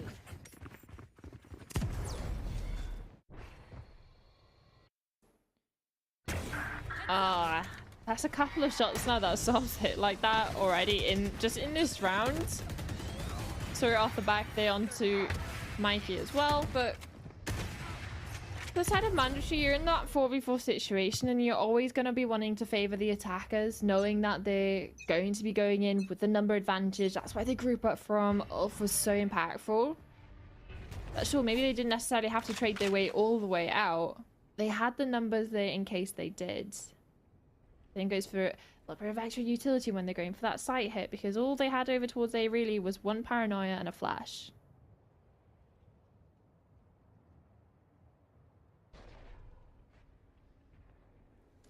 This is also a really important round, right? Because Ulf are up onto 10 after already winning their own map pick and now coming into Mandatories. I know this is a best of 5 and it's not all done on the first 2 maps, but it's definitely something that Ulf want to get closed out as quick as possible. And what a punish. And it's already not going to plan for Mandatory. This does look like a weak buy, but it doesn't stop it from being a full buy, a forced one. Where losing would put you under a tough spot into a reset. Face your fear. Toxic Screen to stop out the push, at least initially, softening up the players as they cross in and make them easier to collect for Enzo, but has to run out of bullets and inevitably have to reload. 25 seconds on the clock and Ulf make their move into A. Because look at where Slop is. He's managed to lurk his way all the way up, but Mikey, you can't afford to get the spike caught here. Enzo, though, has got the trade back. Sop on the lookout, but the timing eludes him. Hip wanting to go in. Stunned up, though. 10 seconds. You've got to get on site, and I think they've got the space and time to do it. Overdrive out from Sop. Dashes in, and he just survives with the skin of his teeth and goes in for another bite. This is looking clean by Ulf, but it's Takas, the best man for the job. But 2 players against the 1 does not make it simpler. Ulf on 11. Economical reset for their opposition. Mandatory in dire straits. And their opponents 2 rounds away from being 1 map away from the grand final. One enemy remaining. So much space gathered by Sop, just casually walking with an operator, by the way, that whole round. Watching here. Being able to pull the attention over towards B, of course, it helps you get the entry kill, but... No more theory. And so knew they went out with Odin, suppressive fire, attack us as well. Mackie wants to try fight through mid. Too little, too late. Now they want to fight a little bit earlier, hoping it'll make a difference, but it doesn't. Not at all. And looking better and better. And looking how mandatory, of course, have to go for an eco. This is likely going to put off on 12. On 12. On 12? Is that a new number? 11 to 12. 11 to 12. Something in the middle, you know. Bit of that.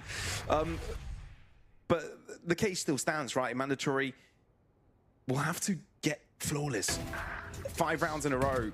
And the way that ULF have been playing, it doesn't look like that's going to be an easy job at all. Enzo, last man standing.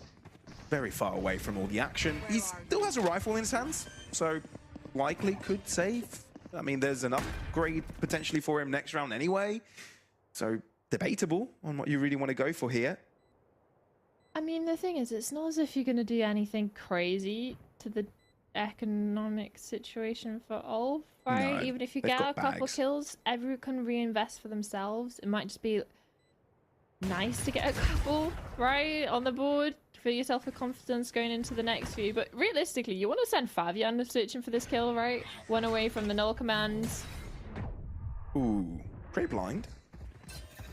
Enzo can hear the commotion in the back line, so he wants to go forwards rather than backwards.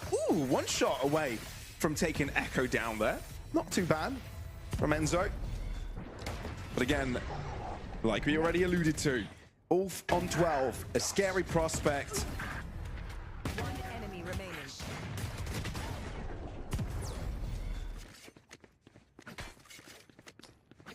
And going off the track records for mandatory here, it's not looking ideal, right? In the last 7, they've managed to only win 1, and it was an eco round. Go, go, go. So it's definitely something that they're going to have to clean up if they want to make a conversation of making this in towards OT, forcing it out of regulation. With the pressure already applied on towards mid, and a decent amount of delay, they might be afforded some respite. The crazy mid fights. I love that there were 2 smokes responsible for holding down mid, and then both of them drop at the same time. Toxins going up. All right, then.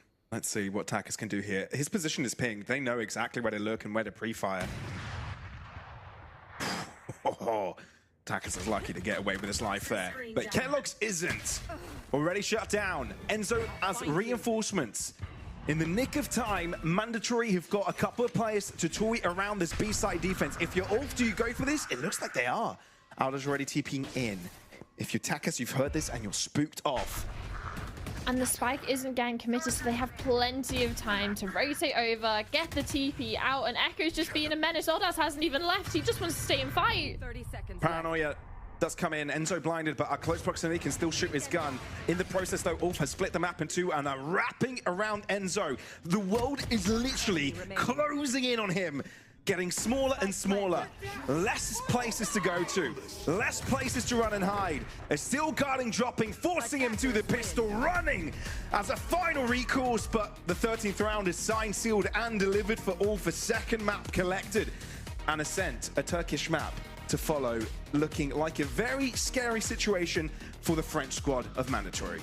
Yeah, it just seems currently, I don't know what's in the water, what they've eaten for breakfast, but ULF on the attack is something different. And sure, it's stuff we talk about of like teams being like Turkish teams being notorious for having aggressive dealers, having insane aim to get those early advantages, but something has to be up, because 2 maps back to back now, it's been absolute dominance on the attack. I'm gonna throw it back to the desk to figure out why and what's going on with Mandatory. Mandatory are going to have to be real careful from now on, because if and this is a very big if they get 1 round on defense on Ascent again, we've got to start calling having a great first half and then getting 1 round on defense, pulling a Mandatory, because that is it's happened twice in a row, and I don't understand it. I really don't. Yeah, it's one of them. You really don't want those trademarks to stick, you know. Other than a bad round, it can really stay around you for a long time, as I've noticed for myself. But yeah, it's definitely one of those where they're just kind of like, they show promise, right? You get happy as a mandatory fan. Like, it's a belief that kills you, you know what I mean? Like, they come in, they do well. Taka's winning so many rounds by himself, which we'll highlight later. But then it just all just falls apart. Like, it's really, really sad to see. Yeah, I mean, look, let's take a look at a round that you highlighted for me here, round 4, because I want to get into the third map because I genuinely don't know how this is going to go from here. Yeah, this is one of the rounds where it was just like a big theme for mandatory at the start of the game, and I was really worried, but the adaptation did come in. So we see here, standard round, they get denied on middle, right? Smoke, knife, they don't have much control. They've got the A line, but it's like versus a very passive setup. But I just want to highlight, like, towards B here, what pressure have we shown towards B on the defense? The AWP has the line, and this was a big theme for them early on in this half, where this AWP, or this player gets on the line on B, and now, as we can see, ULF can very much solidify middle and A. And due to how close the map is, they have fast rotation to help out either side. They have the Odin spam coming down on A there, as we saw, like, not allowing managers to prod. So this is an issue where they've not shown any pressure towards B at all this round. They're going back in towards middle, getting the control. And ULF are not really that bothered. Like, they're still in their setup. They go for a little fight here. They catch him off guard. But, like, this is unable to happen because they can be solid on A, solid on middle, just because they put zero pressure towards B. Now, they do fix this later on in the half, but this kind of was the slow start we really didn't want to see from mandatory. Yeah, it really wasn't. I mean, look, there was one, I think, silver lining here for mandatory, and that was, as per usual, it seems like one player from mandatory always shows up, and Takas today, again, on Corrode there was a big highlight, but how much can you do? Yeah, it's one of these maps where Takas always seems to perform on the Viper. A lot of individual plays, like with the Viper rules, he was playing very well, letting them drop. Again, like a unique play style that we touched on, like a duelist player coming onto a more traditional role. And like, you can only do so much as a player, especially when you're not on that duelist role. And I highlighted at the start, the composition, yet again, we go back to. Kellogg's on the attack was like 4 and 8.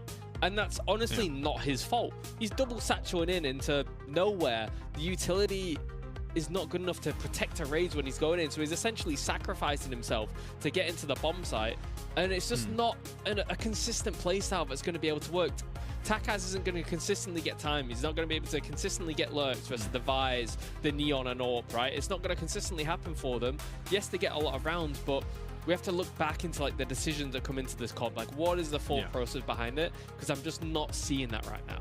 Yeah, well, I mean, moving on into Ascent here, mandatory at the very least is starting on defense, so it shouldn't be the same story that we've seen so far of them getting one round on defense over those last 2 maps, but you never know. At this point, I really, really do not know. We will find out very shortly. I do hope that that is not the case, but we're going to find out after a short break now.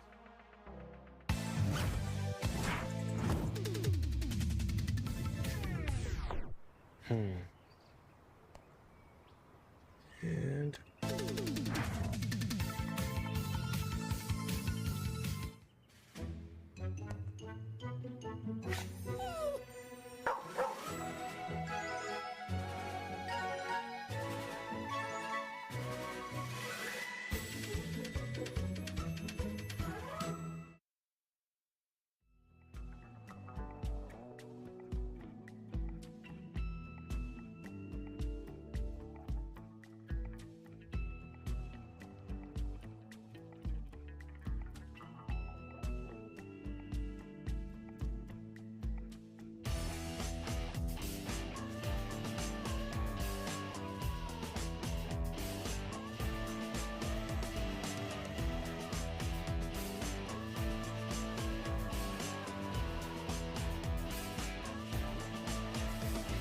Straight to the top like a new fade. Come for your neck like a hoop chain. Wish all you want like you blue cakes, but I'm on the road like I move skates. Settle to the top like it's due date, and I'm never gonna stop like LeBron James.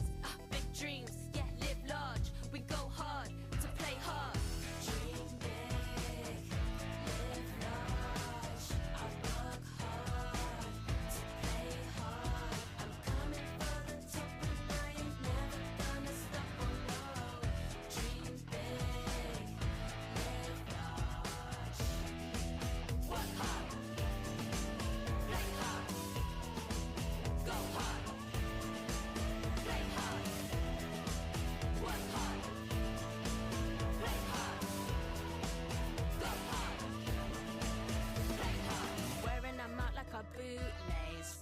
top like a souffle. I bring the heat like Dwayne Wade, dishing them out like a food tray. Big bars like I move weights, and I'm serving them up like a food plate. Yeah, big dreams, live large, we go hard, to play hard. Dream big, live large, I work hard, to play hard. I'm coming for the top and I ain't never gonna stop, oh no. Dream big, live large, work hard, play hard, go hard, play hard, work hard, play hard, go hard, play hard.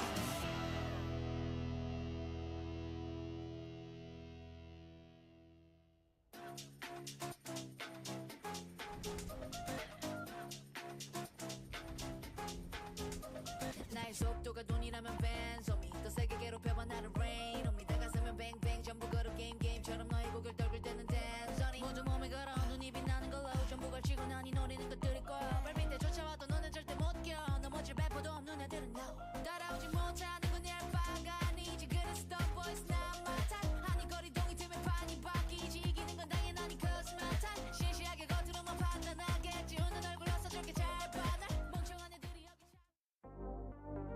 Welcome back to VALORANT Challengers EMEA, everybody. It's looking like it's going to be a pretty quick series at the moment. We said that we didn't really think there was a chance of this being a 3-0 to either team. It's looking more and more likely that that is the case here, with two solid maps from ULF Esports. And look, the thing is, we have talked at length now at how Mandatory's defense side has been non-existent, but we should also mention that ULF Esports are looking incredibly solid right now. They haven't had the space, I don't think, to make any insane plays, but we have seen some really good rounds, and they've just been so solid that they have punished every mistake that Mandatory has made so far.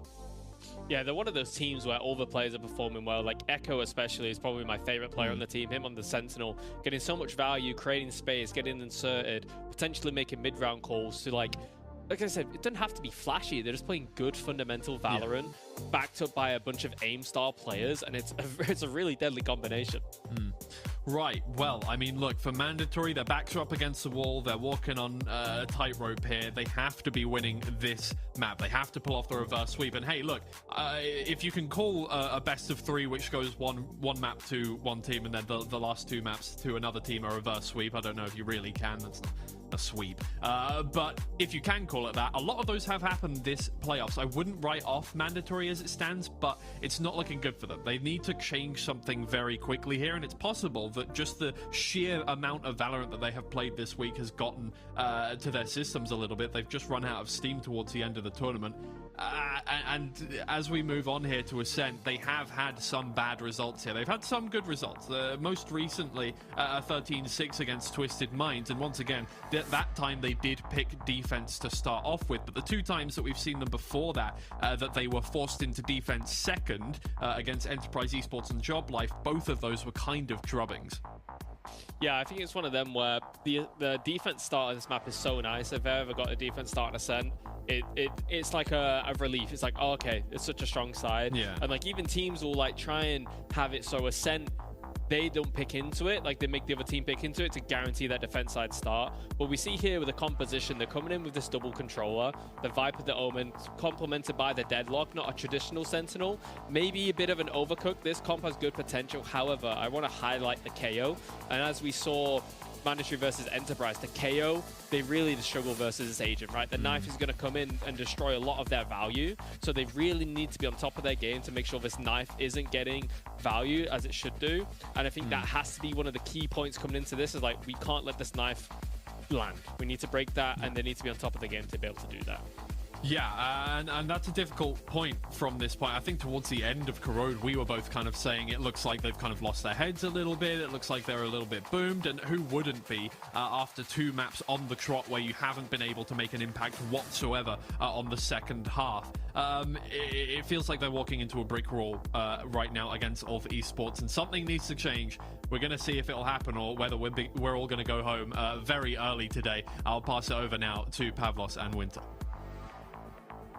It's always so valuable to have a pro like Eccles on the desk like that. The mind, the eye gelling, you know, insight there. It's always great to hear what these teams are probably thinking and what the mind games and what the win conditions are for the teams for a player that's, for someone who has lived through situations like this. But it is quite simply do or die for Mandatory. You either win this map and keep your hopes alive for a Grand Finals qualification, or you get knocked out just like in Split 1 by a Turkish team in a 3-0 fashion. Damn, you don't have to bring that up as well. It's already going bad enough for them already in this series. Yeah, you don't have to bring up trauma from the past. But it is an opportunity, right? Coming into this is the map pick. And sure, ULF have success on it, but it's been really close maps, right? Going into overtimes, even double overtimes. So don't count Mandatory out just yet.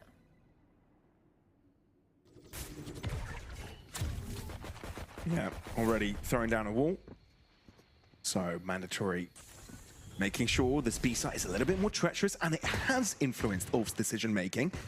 Trying to also create space in short. Mandatory respected. Look how far backwards they drop, especially not knowing what's going on around on A main, but the toxic screen pops again. Mandatory playing this ultra safe. Kellogg's gets revealed as a toxic screen drops. Neki gets the better end of that fight. Sop has the potential to keep a lot of players busy while the rest of the squad break in on A. Aldrone revealing both players' position, but ULF instead going for this mid play, entering this B site from two different directions. Takas knows he's in trouble. He does have the helper Hip around if it is going to be needed. Indeed, it's necessary. Takas close by. Double right click, double kill. Hip does get caught though. Unable to trade his life. It means that ULF have got the pole position when it comes to this post plant. And the thing is, how far away Mikey is going to give him a little bit of time to get comfortable in towards this post plant. Neki is hyper committed here and has an opportunity to isolate the kills, but the spam come through helps a little. And that's equalized numbers now. Recon available. Broken from Aldaz. Bit of chip damage from both sides. But it's the wraparound by Sop that catches Enzo on the wrong foot. Mikey, how can he destabilize even more? I think it's a bit of an impossible task, especially with 3 bullets in the right time. Running out like it is, connects with a headshot, completely run out of bullets, so just tries to go for the stick, maybe make Aldaz go out into the open, but still doesn't matter to the status quo of the round, the result that it had. ULF gets away with first blood. And sure, maybe the KO utility at the start of the round wasn't super ideal, but coming into it, able to send that knife over towards site, make sure the deadlock stunts weren't coming up, even though Taka still manages to get away with 2 close quarter engagement right clicks. There wasn't that sort of follow back up of being the safety to play around the stun, where we could have seen him get even more value from his positioning. I must wait a moment. And that's something Apple said on the desk, of noting how well Mandatory are going to be at dealing with this KO. They struggled with it in the past. Echo trapped in the grav net. There's no one to help. So no, absolutely anyone. And Mandatory just toyed around with him, upgrade into a Marshal and an orb. The thing is, that means they're going to have to start finding some space elsewhere, especially if they're not necessarily going to be able to reclaim any space over towards B, but instead they're just going to get offered up a equalizing kill as the rest of the team clear over towards main, making sure no one's lurking in towards Cubby or in towards Wine. I was going to say a prime opportunity to get another one. Carlos doesn't want to jump through the smoke for info. I believe it's going to be B. Deploying drone.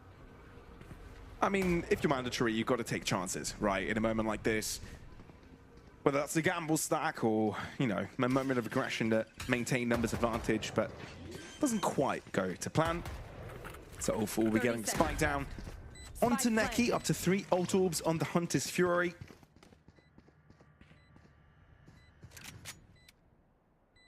It's Mandatory look to group up here and close up the distance, maybe look to punish some of these weapons. I mean, Sop and Aldaz do have rifles that they'll probably look to hold in the next one as well. But it's the Ghost to continue to be an issue for Mandatory. And even if the pickup goes Mandatory's way. It's not like you're winning much out of that exchange either. But look, they have to exit towards main. That's exactly what Takas is with this Marshall. So, oh, the net could be a perfect thing to take him down to the spike, but there's no time. Nah.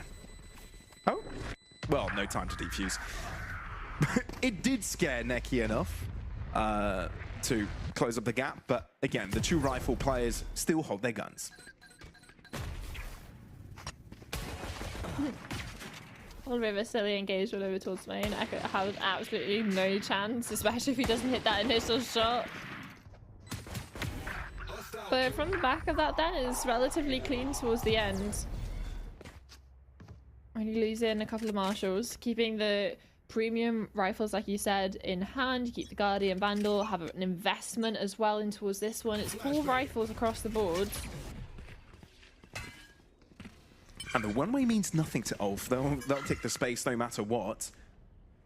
Demanding respect, really. Mandatory forced a little bit backwards. A high-low setup. Was spotted by the Owl drone and already traded. Enzo sticking to his guns for a little longer than he needed to, but now looks to seek cover to the back of the site. Thinks better than throwing down the Owl drone. The shock dart landing near him, but not enough to do substantial damage. Another shock dart dropping. An aggressive stance from Enzo, but punished by Neki. And now ULF have got the numbers coming into the 1 minute mark. The thing is, off the back of that, Calyx knows they're not in. Might be able to catch them off guard with some aggression in towards main. That's exactly that. Out of jail for free card utilized. And Takas now is in towards the smoke as well. It's so difficult. Recon didn't catch him, so hides in the smoke as a freebie. Nicely done. Mandatory able to turn the scales in their favor, but ULF still have 35 seconds to work with. And if a pick is found, then the status quo is evened out again. Limited time, and Neki taking a sweet time to break the door across this B site. You need to be careful of this mid-cross though, and because ULF didn't take that into account, it's a free piece for Takas. Spike in the middle of no man's land, and a round to be collected by Mandatory. 10 seconds left. Nice little answer back from them. The re-aggression in towards main, and then, well, the re-aggression in towards main for the second time, right? With a friend this time for Calyx.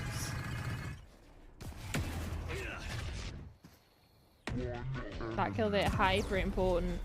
Then they push out all the way in towards top mid. Takas catch off the spike, and yeah, massive formality towards the end there, but still, it was only a bonus for ULF. They're going to have full investment coming into this one. You were mentioning the Hunter's Fury earlier, that they was trying to get some ult points on towards Neki, funneling them through to the Saver player. But you look at the other side of the server. For Mandatory, Takas already has the Annihilation online. This could be so nice to be able to either isolate a pick on towards Echo, or be able to dismantle a site hit or a post plant. It's a versatile ultimate, but the only thing is, he's not going to get a chance.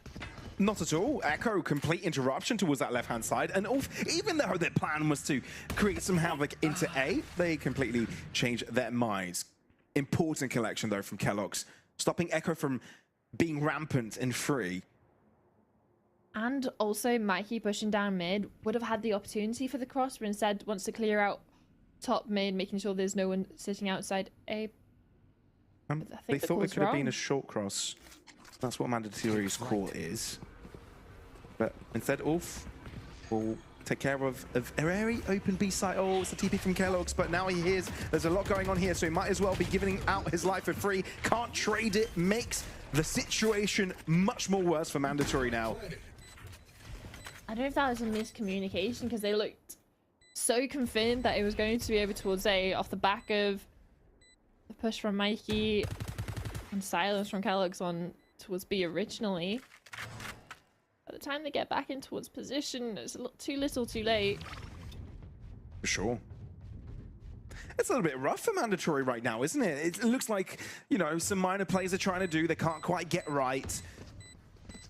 Some unfortunate timings that ULF are taking advantage of. And they're starting to stack up. They have been for quite a while.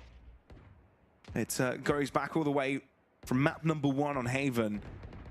And even though, you know, there are moments of excellence, there are moments where you say, okay, there is strong potential for a squad like Mandatory, but ULF inevitably able to show up consistently and even rack up situations like this. If you open up rounds like that from Echo, is there really much you can do? There's so much you can complain about from your Sentinel player on the extremity. But that's also something that ULF, I wouldn't say necessarily have that upper hand with this, but they've been playing very default comps, right? It's not as if it's anything revolutionary or anything off meta. Mandatory trying to put their own little spin on the comps that they want to run.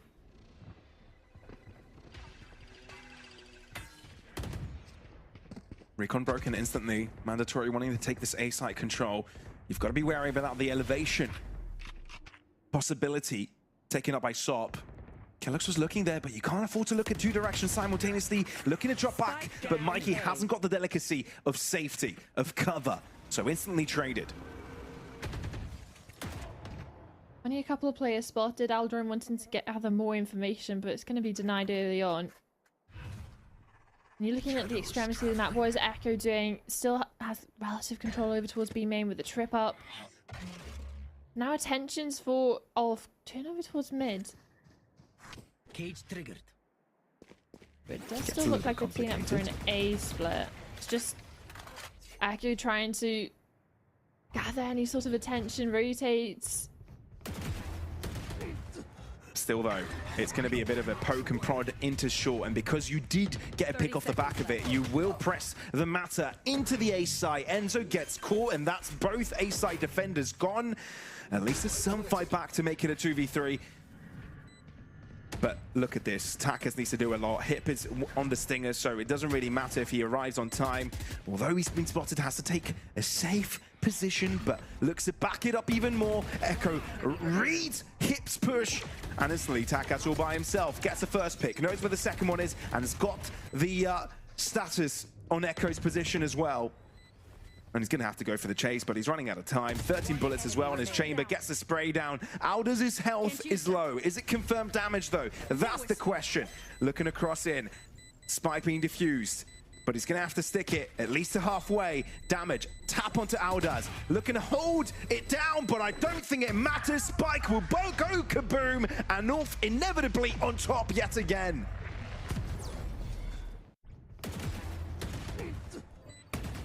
I tried his best, didn't he? And just reminiscent of what the one round that started the breaking of ULF's tear on the attack was attack S3K out from Garage on the Phoenix. Similar sort of performances as well coming away from Corrode. It needs some other people to step up to join him. A little bit too much for the Sentinel player's shoulders.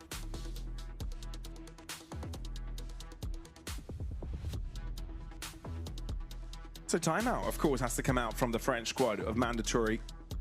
A lot of thinking required, and look, they're falling further and further behind. This is a little bit of panic control as well, right? Because you need to make sure that your teammates are visualizing a way out of this, visualizing success on Sunset, and forgetting about the rest. You're 2-0 down, which is bad. You know, ULF winning this knocks you out of the tournament, but you need to focus at the positives, because this is a rough spot to be in, and dwelling in the situation does not help.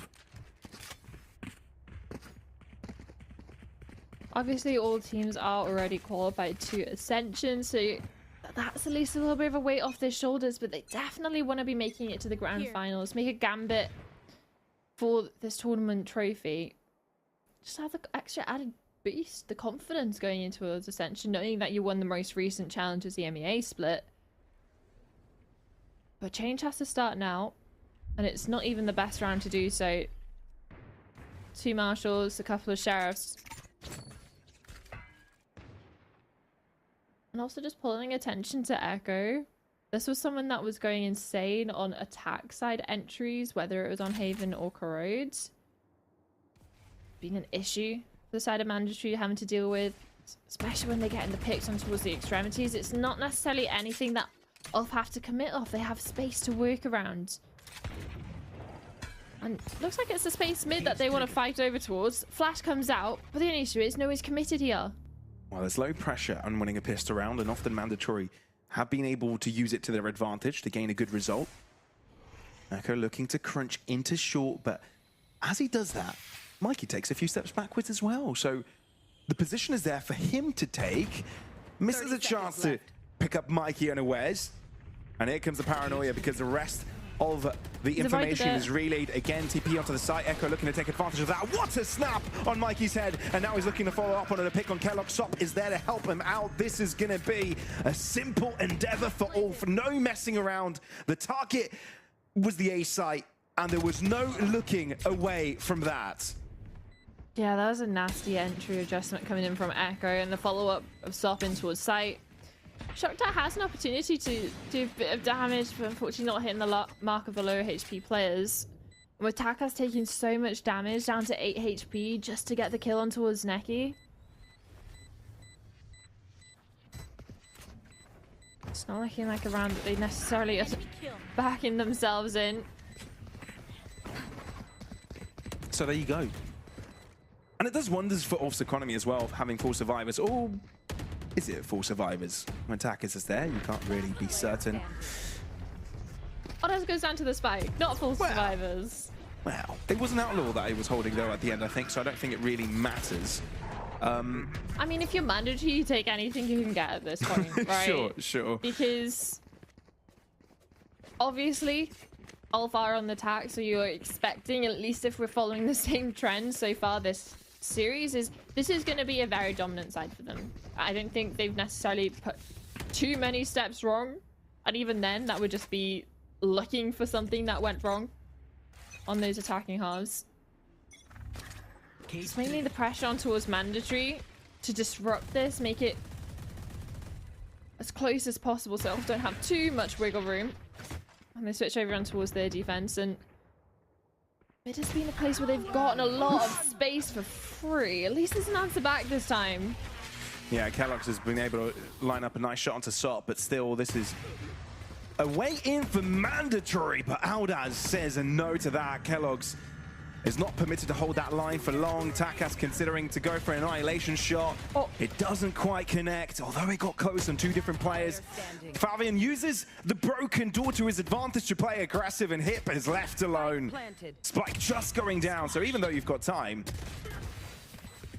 both players holding basically the same angle does not give him any favors. So 6-1 being the score. ULF are not stopping in their pursuit of greatness.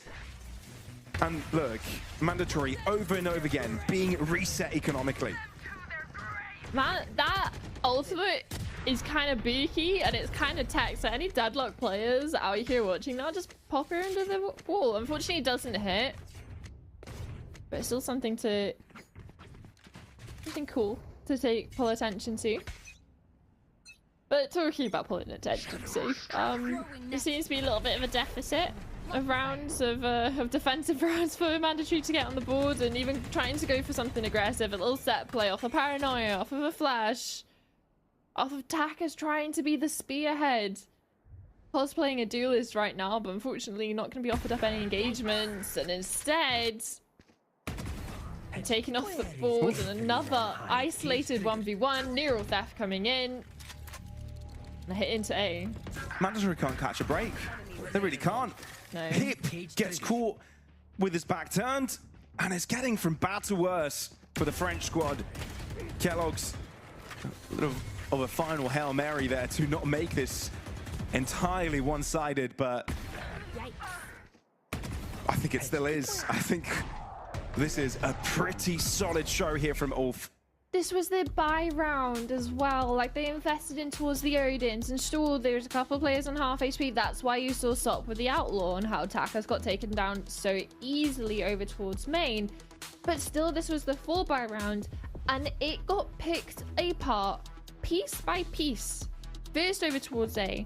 Then you see Echo just being a menace in a different area this time, up towards mid and towards market. Gets his initial kill, pops the neural theft. Everyone else on the map is absolutely screwed because ULF are just closing in. And he doesn't, the thing is, he doesn't even leave. Yeah. He presses the issue, gets the player onto a B, tries to go for the one who's still in towards defender spawn, but it feels everything Mandatory are doing is getting shut down extremely easy by ULF.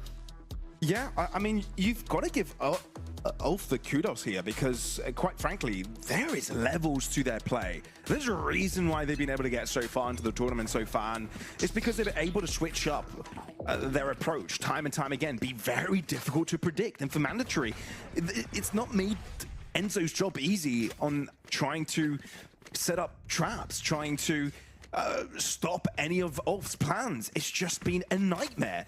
And not only that, ULF have got the aimers to back it up as well. So it's been a really tough job, and I'm very impressed by these youngsters of ULF. Because let's be fair, a couple of these players are 17 years old, 19. These are still very young. But the thing is, it's not as if they're doing anything complicated, right? Sure. On every attacking side we've seen across all maps, they're playing a very standard comp. It's nothing crazy complicated, and they're playing this defaults extremely well. You're looking at your extremity players of Echo. You're looking at the initiation to get stop online with Fabian and Neki. They're playing just standardized Valorant. Of course, Takas is able to get a pick, but that's just about it, because Aldaz has got his position locked and loaded.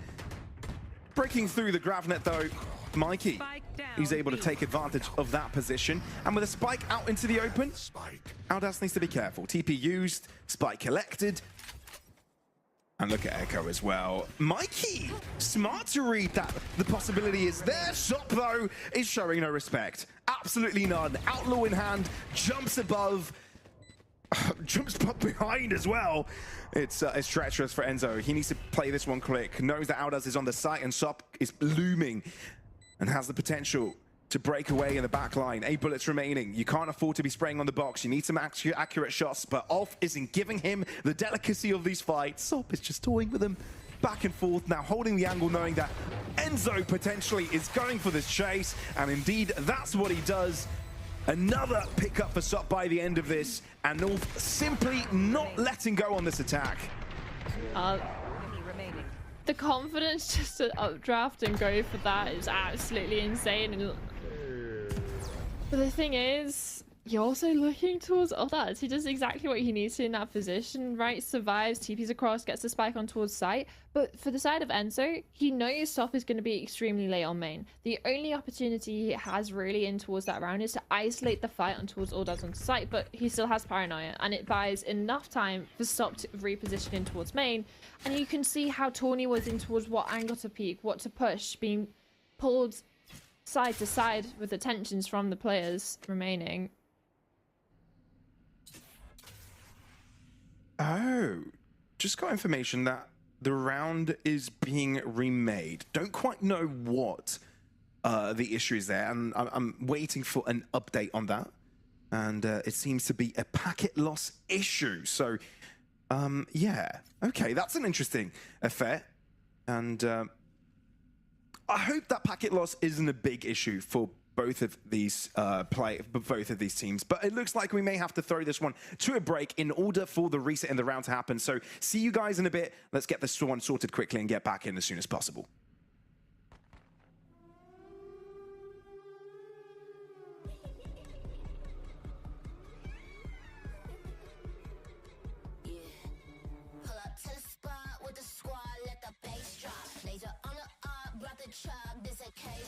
Shimmy, shimmy, y'all, hit him top, let him take shots. 007 on the block, keep the aim high. Pull up to the spot with the squad, let the bass drop. Laser on the arc, brought the chop, this a K-Watch. Shimmy, shimmy, y'all, hit him top, let him take shots. 007 on the block, keep the aim cocked. What?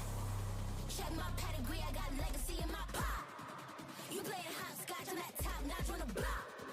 Shimmy, slide like me, no. Spice it up with a sauce, yeah, my Lord said don't do it, I said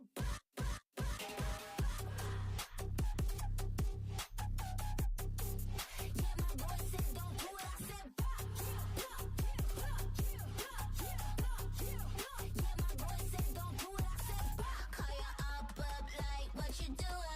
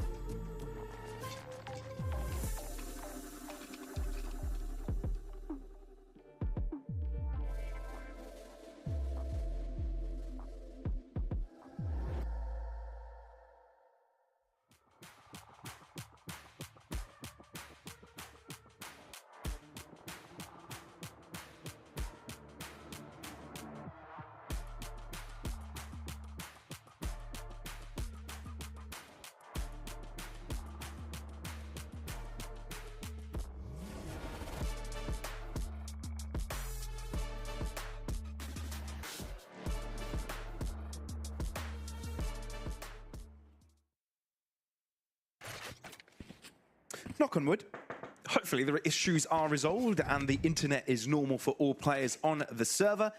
Looks like we are continuing on that 8-1 score, as it's both teams is by Mandatory in desperate need of something good here. Cage trigger. Similar sort of setup for ULF towards the start of the round. Only difference is the stop is on a little bit of an elevated angle, trying to peek in towards mid, but still Echo being a menace. And the fact that they haven't been able to deal with his trip either is just an added layer of security for ULF. Oh, leg's been spotted out. So at least aware of Sop's position. To be warned before they peek in towards mid. Sure. But Mandatory aren't really eager to pressure this too much, are they? Just holding back and waiting for ULF to make the first move. The spike is moving towards that right-hand side, but it doesn't mean that the rest of ULF aren't interested in other areas as well. I mean, they've got plenty of time to deal with. Still 50 seconds left on the clock, seeing what they can do in regards to pulling rotations, getting a couple of picks. But the only thing is, if they're going late in towards A, they have Takis' utility to deal with. Kellogg's. He knows where one of his opponents are. Hip is able to find him. Therefore, the Hunter's Fury may have been used in vain. Mikey gets the first pick here as well in ULF's attempt to break into the site. Takas, very smooth on the intuition there to connect onto Fabian. Sop, though, is a menace, and without dealing with him, you haven't dealt with the round either. Oh my Sop gosh. gets off the spike plant, gets another pick, and now it's down to Kellogg's. No way. This was Mandatory's best chance to get back into this, but Kellogg's needs to be wary of Tree. Neki hiding. Kellogg's, you look at your left-hand side, I don't think you do. You've got no clue. Neki is there. 9th round found by ULF. Mandatory cannot catch a break. And again, it's similar story. They had the best start to the round possible. It was a 5v2, 5v3. And still, ULF players managed to navigate their way through it. They weather the storm, and they come out on the other side of it now with a 7-round streak, totaling 9 rounds overall to that of 1 of Mandatory. And this is on the side that we were looking to be realistically the weaker one for Mandatory, given the track record they've had so far. But if they can't stabilize, secure the last 2 rounds of this half, we're looking at double digits already for ULF and 0 room for mistakes for Mandatory to stay alive in this series, but also in the map in itself. But at least they start off with an entry pick. Yeah, that's something. But it hasn't really given them too much in the past. Yeah, it's not something they've struggled with, getting the entries. It's everything that comes after, it seems.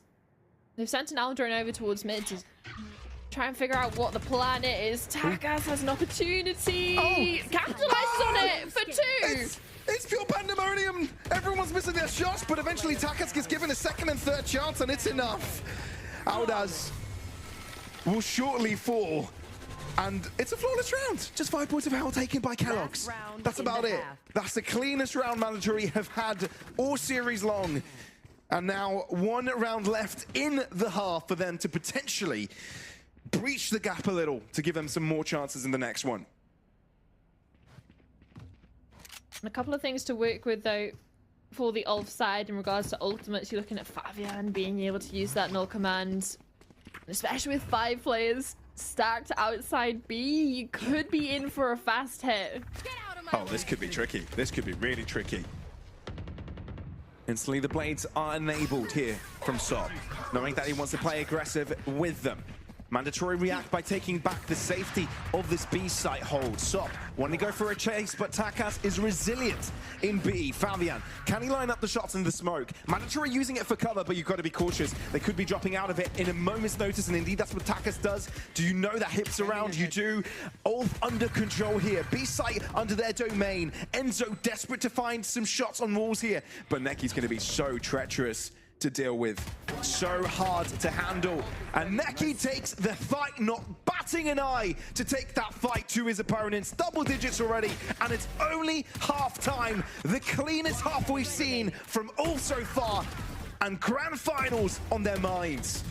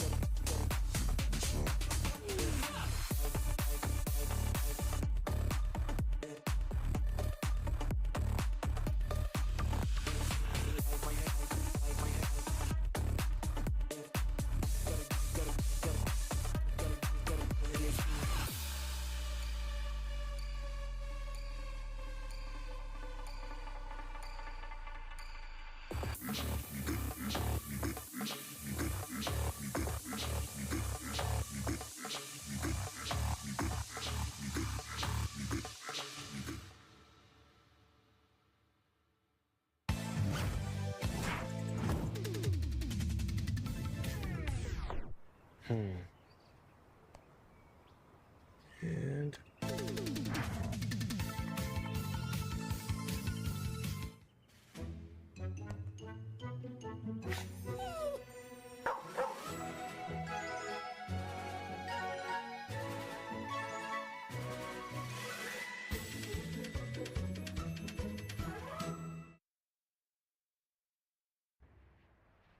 you definitely have the sense that ULF have entered the final sprint towards grand finals. Only 3 rounds required for them.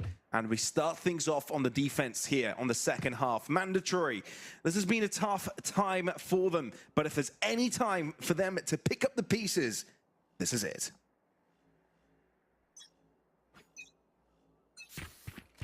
Grand finals just on the verge of being secured for ULF. Switching over on towards the defense, something that they've had a little bit more success than Mandatory, with a flash ready to go for main off contact. Great flash. Fabian just rips 2 heads off their shoulders in a moment's notice. That's crazy. And now all of a sudden Mandatory realize they're in a really tough spot. The spike is right next to the ULF players that move out of the smoke simultaneously. Mikey had no business handling that at all. Indeed, it's getting from bad to worse.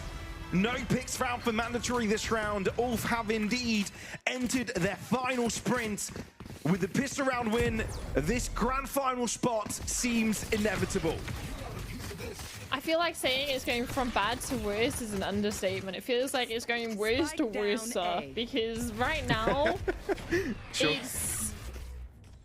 it's a struggle for the side of Mandatory, right? And the thing coming into this is they kind of were looking, at least for me, looking at their composition, they're wanting to get as many rounds on the defense as possible. Oh man, don't do them like this, Echo! No. 4 picks with no scope martial shots! And Fabian there to just seal the deal. That's it, 12-2. Oh, if you're Mandatory, your mental is in the dumps. And I fear for them because they don't even have a timeout to try and get themselves out of it. They used both of them in the first half. Echo having a field day. Oh, it's nasty. He's just using the Marshall as if it's a shotgun. It is nuts. Smooth sailing for ULF. Smooth sailing. The wind fully in their sails. I mean, you just need 10 rounds in a row if you're ULF. Not even if you're ULF, if you're Mandatory to deny ULF. Yeah, Mandatory feel more like a sinking ship at this point. It's rough. Fabian with first blood. Kellogg's first mount to drop. Spike left behind in spawn. And 2 players split per side. You're hoping for individual madness here. Takas was able to provide some of that in Corrode, in Ascent. I mean, there's a bit of brilliance everywhere for Mandatory, but it's accumulatively that they could get something going their way. I mean, positive side for Mandatory is, sure, it might be their exit out of the tournament, but Ascension's secured. They have some time to go away, reflect what's gone wrong, because this series That's entirely true. I think it's an understatement to say that this series went wrong. It's not necessarily what they expect of themselves or what we expect from them either. You're right. Better now than in Ascension itself. Aldaz no. He knows exactly what's going on. And he looks in the right direction as his opponents swing into the smoke. Fully under control. Nothing going wrong. ULF, as soon as they won the map #1, they never looked back. They never looked back because the goal is forwards, and that is Challengers EMEA Split 3 Grand Finals and revenge for Dynasty. I'm impressed. ULF are on a different level right now. I think it is to do with ULF being absolutely insane on the attack. Yeah. Like, we can't take that away from them. The fundamentals, the defaults, great from them. Especially when they're playing normal comps. They know exactly what they want to do. They know what the plan is. But that seemed to be lacking from the side of Mandatory. You have to concur with the desk in the sense of what Adam was saying, in the sense of it was looking a little bit washy here and there, but they still, like we said, they qualified for Ascension. Okay, guys, it's not the end of mandatory this year. They still can have another opportunity to iron out those defensive side. But currently, let's go to the Analyst S of Challengers EMEA to figure out why are ULF so good on their attack. Oh my god, the romantic tension between mandatory and not winning a single defensive round is I was on the edge of my seat. Look, that's ridiculous. It does come down to, I think it wasn't mandatory's day. Let's be completely realistic here. It was not at all mandatory's day, but ULF were just so consistent. They just didn't give him an inch. It was like they saw the door was open and they walked through it. It was about as simple as that. Yeah, honestly, like, we have to give ULF their credit. It's like, it's impressive what they can do to make it look so easy, right? And it's like one of them, like, have ULF done anything special today? No. But they've played fundamental Valorant to a very high level. They're doing good conditioning. Echo's making space on the Sentinel. The RGL's playing off that. They're going back and forth. They're not forcing things when they have advantages. They're not over-committing. They're playing really, really good. And versus a team like Mandatory, where it looked like they kind of... the mental kind of went. They weren't playing together. You mentioned they're not checking their corners. All the basics is kind of going out the window, and ULF are just there to punish again and again and again. I'm going to be completely realistic here. Everybody is going to be justifying this, going, oh, you know, mandatory, it doesn't matter. They've already qualified for Ascension. It's fine, it's fine, it's fine. This didn't mean anything. They didn't need to, you know, they didn't need to win this game. They're going to be up against one of the teams that they were in the group stage with because of this. You know, this was an important game for Mandatory. Getting first seed automatically by winning Challengers Stage 3 is so important because you're not going to be up against those insane teams that they faced in the group stage. Enterprise Esports did get the win against them. They may have got that win against BBL Pacific, but that has not been the story so far across this. We'll focus on Mandatory a little more in just a bit, but we have to talk to the winners of that series, and Vlad is joining me once again today. It's nice to see you once again. Tell me, what were you expecting going into that series? Because I cannot imagine it was anything like what actually happened. I think, hey everyone, I think yesterday's loss, I think we expected a bit difficult than this, because individually we weren't there yesterday. I mean, Dynasty, they were individually on point, and it was a bad day for us, especially for the Decider Haven game. I mean, we had some technical difficulties, unfortunately, had some packet losses over 90%, and we had to wait, I think, around 15 minutes, which was our max time. I mean, and then we started second half pistol with kind of 40% packet loss, and then you know, our ropes were cut. I mean, everybody was okay, we lost already. It was that mindset, and unfortunately we couldn't win in the end. But right now we have a revenge possibility for us for tomorrow, tomorrow. And today, I think I'm not particularly I don't want to say we were much better team than them, but it looked like that. And to be honest, their game plan, I mean, it was easy for us to just take entries with their strategies after watching their VODs, and we kind of started playing on the attacking side with their by anti-stratting them.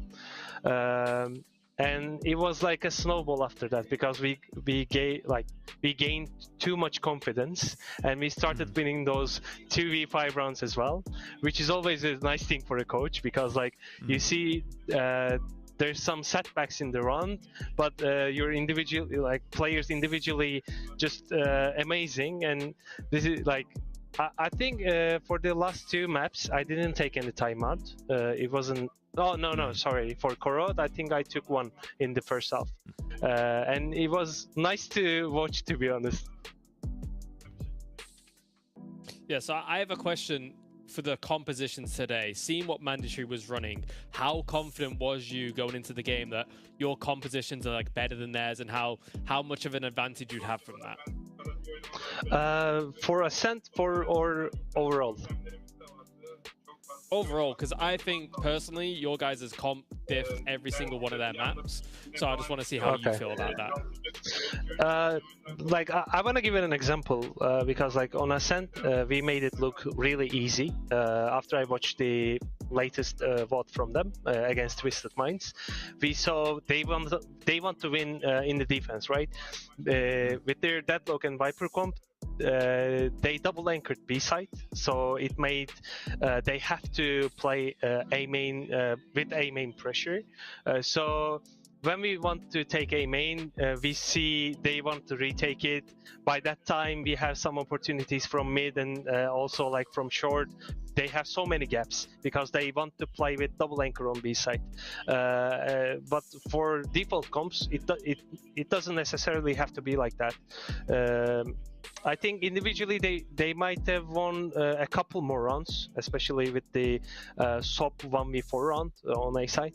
But it wouldn't gonna change anything as well. For the overall part, I think, of course, there's meta comps, but for me, meta comps are doesn't have to be played all the time because I know my players and I know their capabilities. Sometimes you gotta unleash the beast, you know, for double duelists, etc. Yeah, I mean, that's look, pretty much it. I think the thing is, I would generally ask you now. You know, you're going into the grand finals against ULF. Against you are ULF against Dynasty. It's a slightly different, obviously, format with the best of 5. And usually I would ask you if you learned anything from today, but I think I'm going to have to ask you if there's anything you're focusing on from your last game against Dynasty in terms of that matchup. I mean, we're getting exhausted, to be honest. I need to take a rest after this, and my day starts really early than the players because we have a dog. I mean, my dog is here and she wants to get up early and take a walk outside.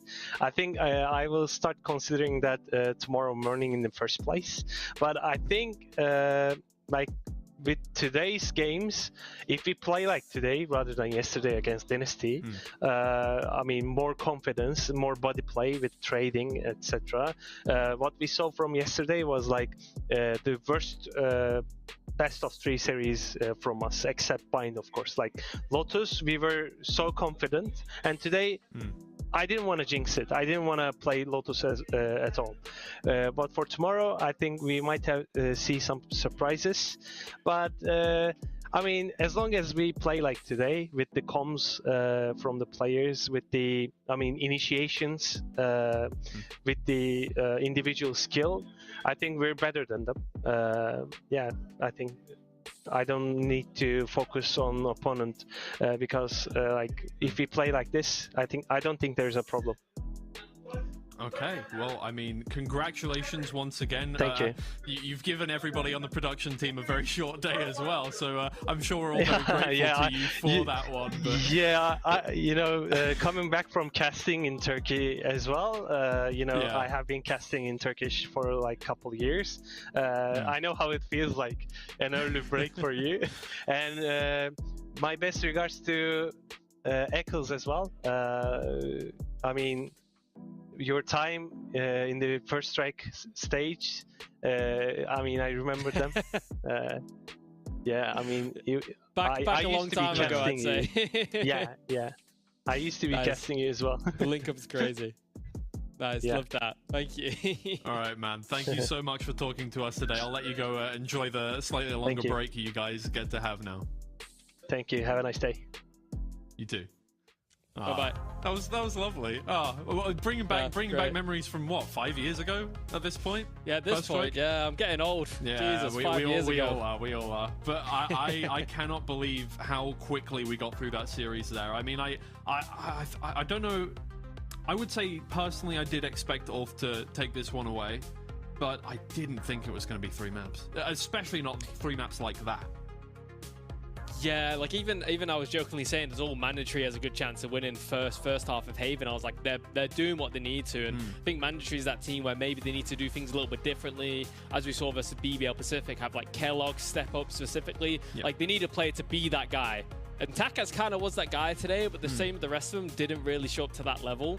So it's just one of them where they can be that team to you know, come from an underdog position, and I've been faith in them to do that. But today it just looked like they ran out of steam mentally. Obviously, we were talking about them doing a mandatory, getting 1 round on defense. Like that weighs on you as a player, and especially when you start defense ascent and the 1-8 down, they still only got 1 round. Like the same thing's happening again and again.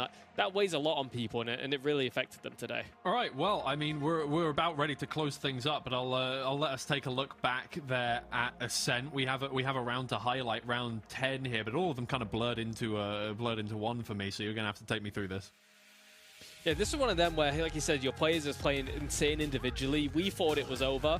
It was a 5v2, I think it goes down to here. Like, they used 2 ults here to secure the B space. They know it's an A hit. They got the deadlock shot down.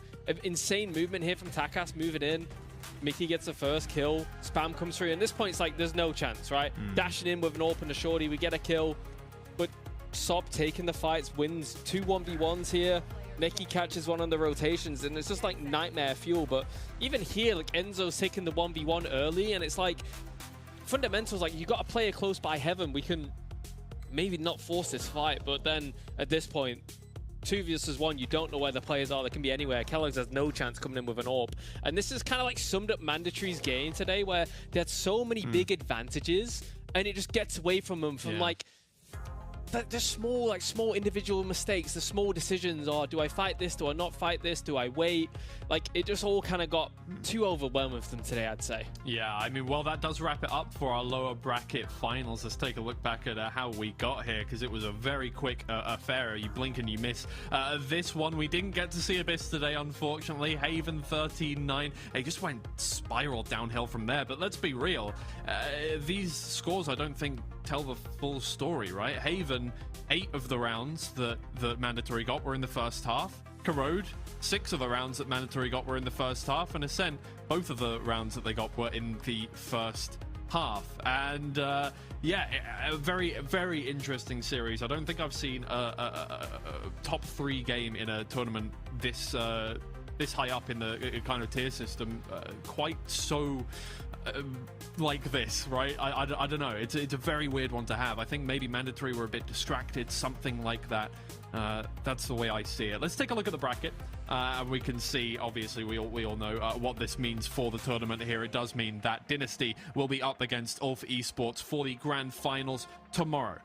Same time as today. Exciting stuff. Yeah, I think it's one where ULF now have that confidence. The coach was obviously very, very confident. If we play like we do today, we're going to win. And I think that kind of like shows, right? I think Mandatory has that more of a pedigree compared to Dynasty. Dynasty kind of coming out the woodwork more recently. And to dispatch a team like Mandatory 3-0 in that fashion where it looked like it was pretty easy for them. Like I said, we'll repeat that. They didn't do anything too special. They just played fundamental good Valorant. If they can repeat that versus Dynasty, I think they're going to take it home. That was such an impressive performance from ULF today, and I think it's going to lead on until the next one. All right, well, that is what we have to look forward to, right? Tomorrow's match, the grand finals of Challengers EMEA Stage 3. It's not just a seeding match. It's not just a match for Ascension points. The winner of this grand finals, it automatically gets first seed going into Ascension. And that's so important considering the wealth of really talented teams we have going into that tournament. Obviously, it's for everything. This is to get into a VCT for the next circuit. So really, really looking forward to this grand finals tomorrow. I hope you guys all join us for that one. I'm sure it'll be significantly more exciting than today's match. But thank you so much for watching today, guys. Thank you, Adam. I'm so sad that we have barely got to see you over the course of this tournament. You've had the 2 shortest days. So I'll let you have a little monologue now. What's going on in your life? What do you want to talk about? Did you enjoy today? No, today's been great. I always love coming on the desk, you know, want to try and do it more. Fortunately, every game I come on, it's the fastest possible score possible, but that's fine. If people want quick broadcast, you know where to hire me. But yeah, just really excited for the games tomorrow. I want to see my boy Waddle, ex-teammate. I want to see him take it home. Really going to be rooting him, going to be watching. So yeah, thanks for having me, guys. All right, guys, that's it from us. Thank you, everybody, for watching. Thank you to production and for our casters for doing such a good job today. And we will see you all tomorrow. Goodbye. Goodbye.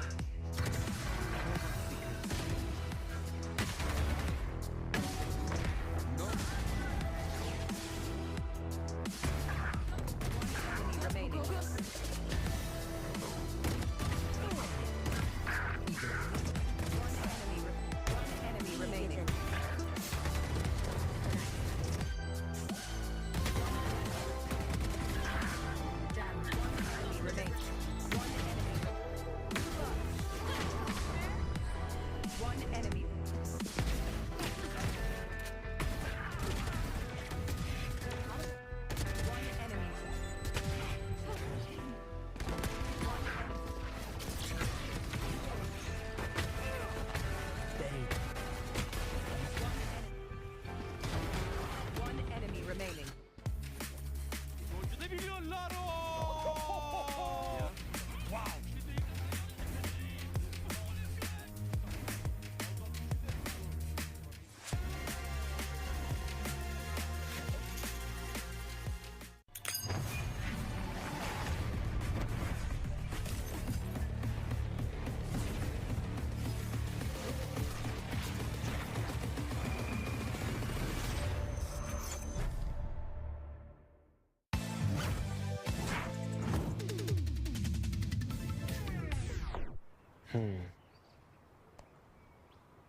And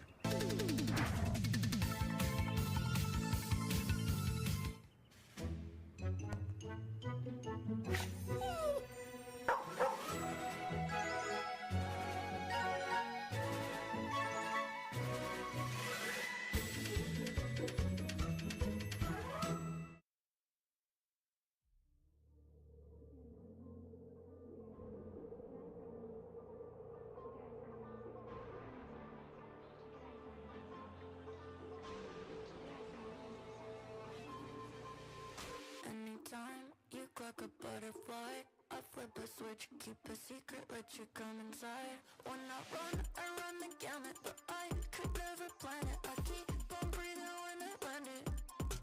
When I run the gamut, but I could never plan it. I keep on breathing when I land it. If you give me a piece of your heart, you keep easy when we are a part of two worlds. It could be nothing, maybe it's something. Keep your eyes on me,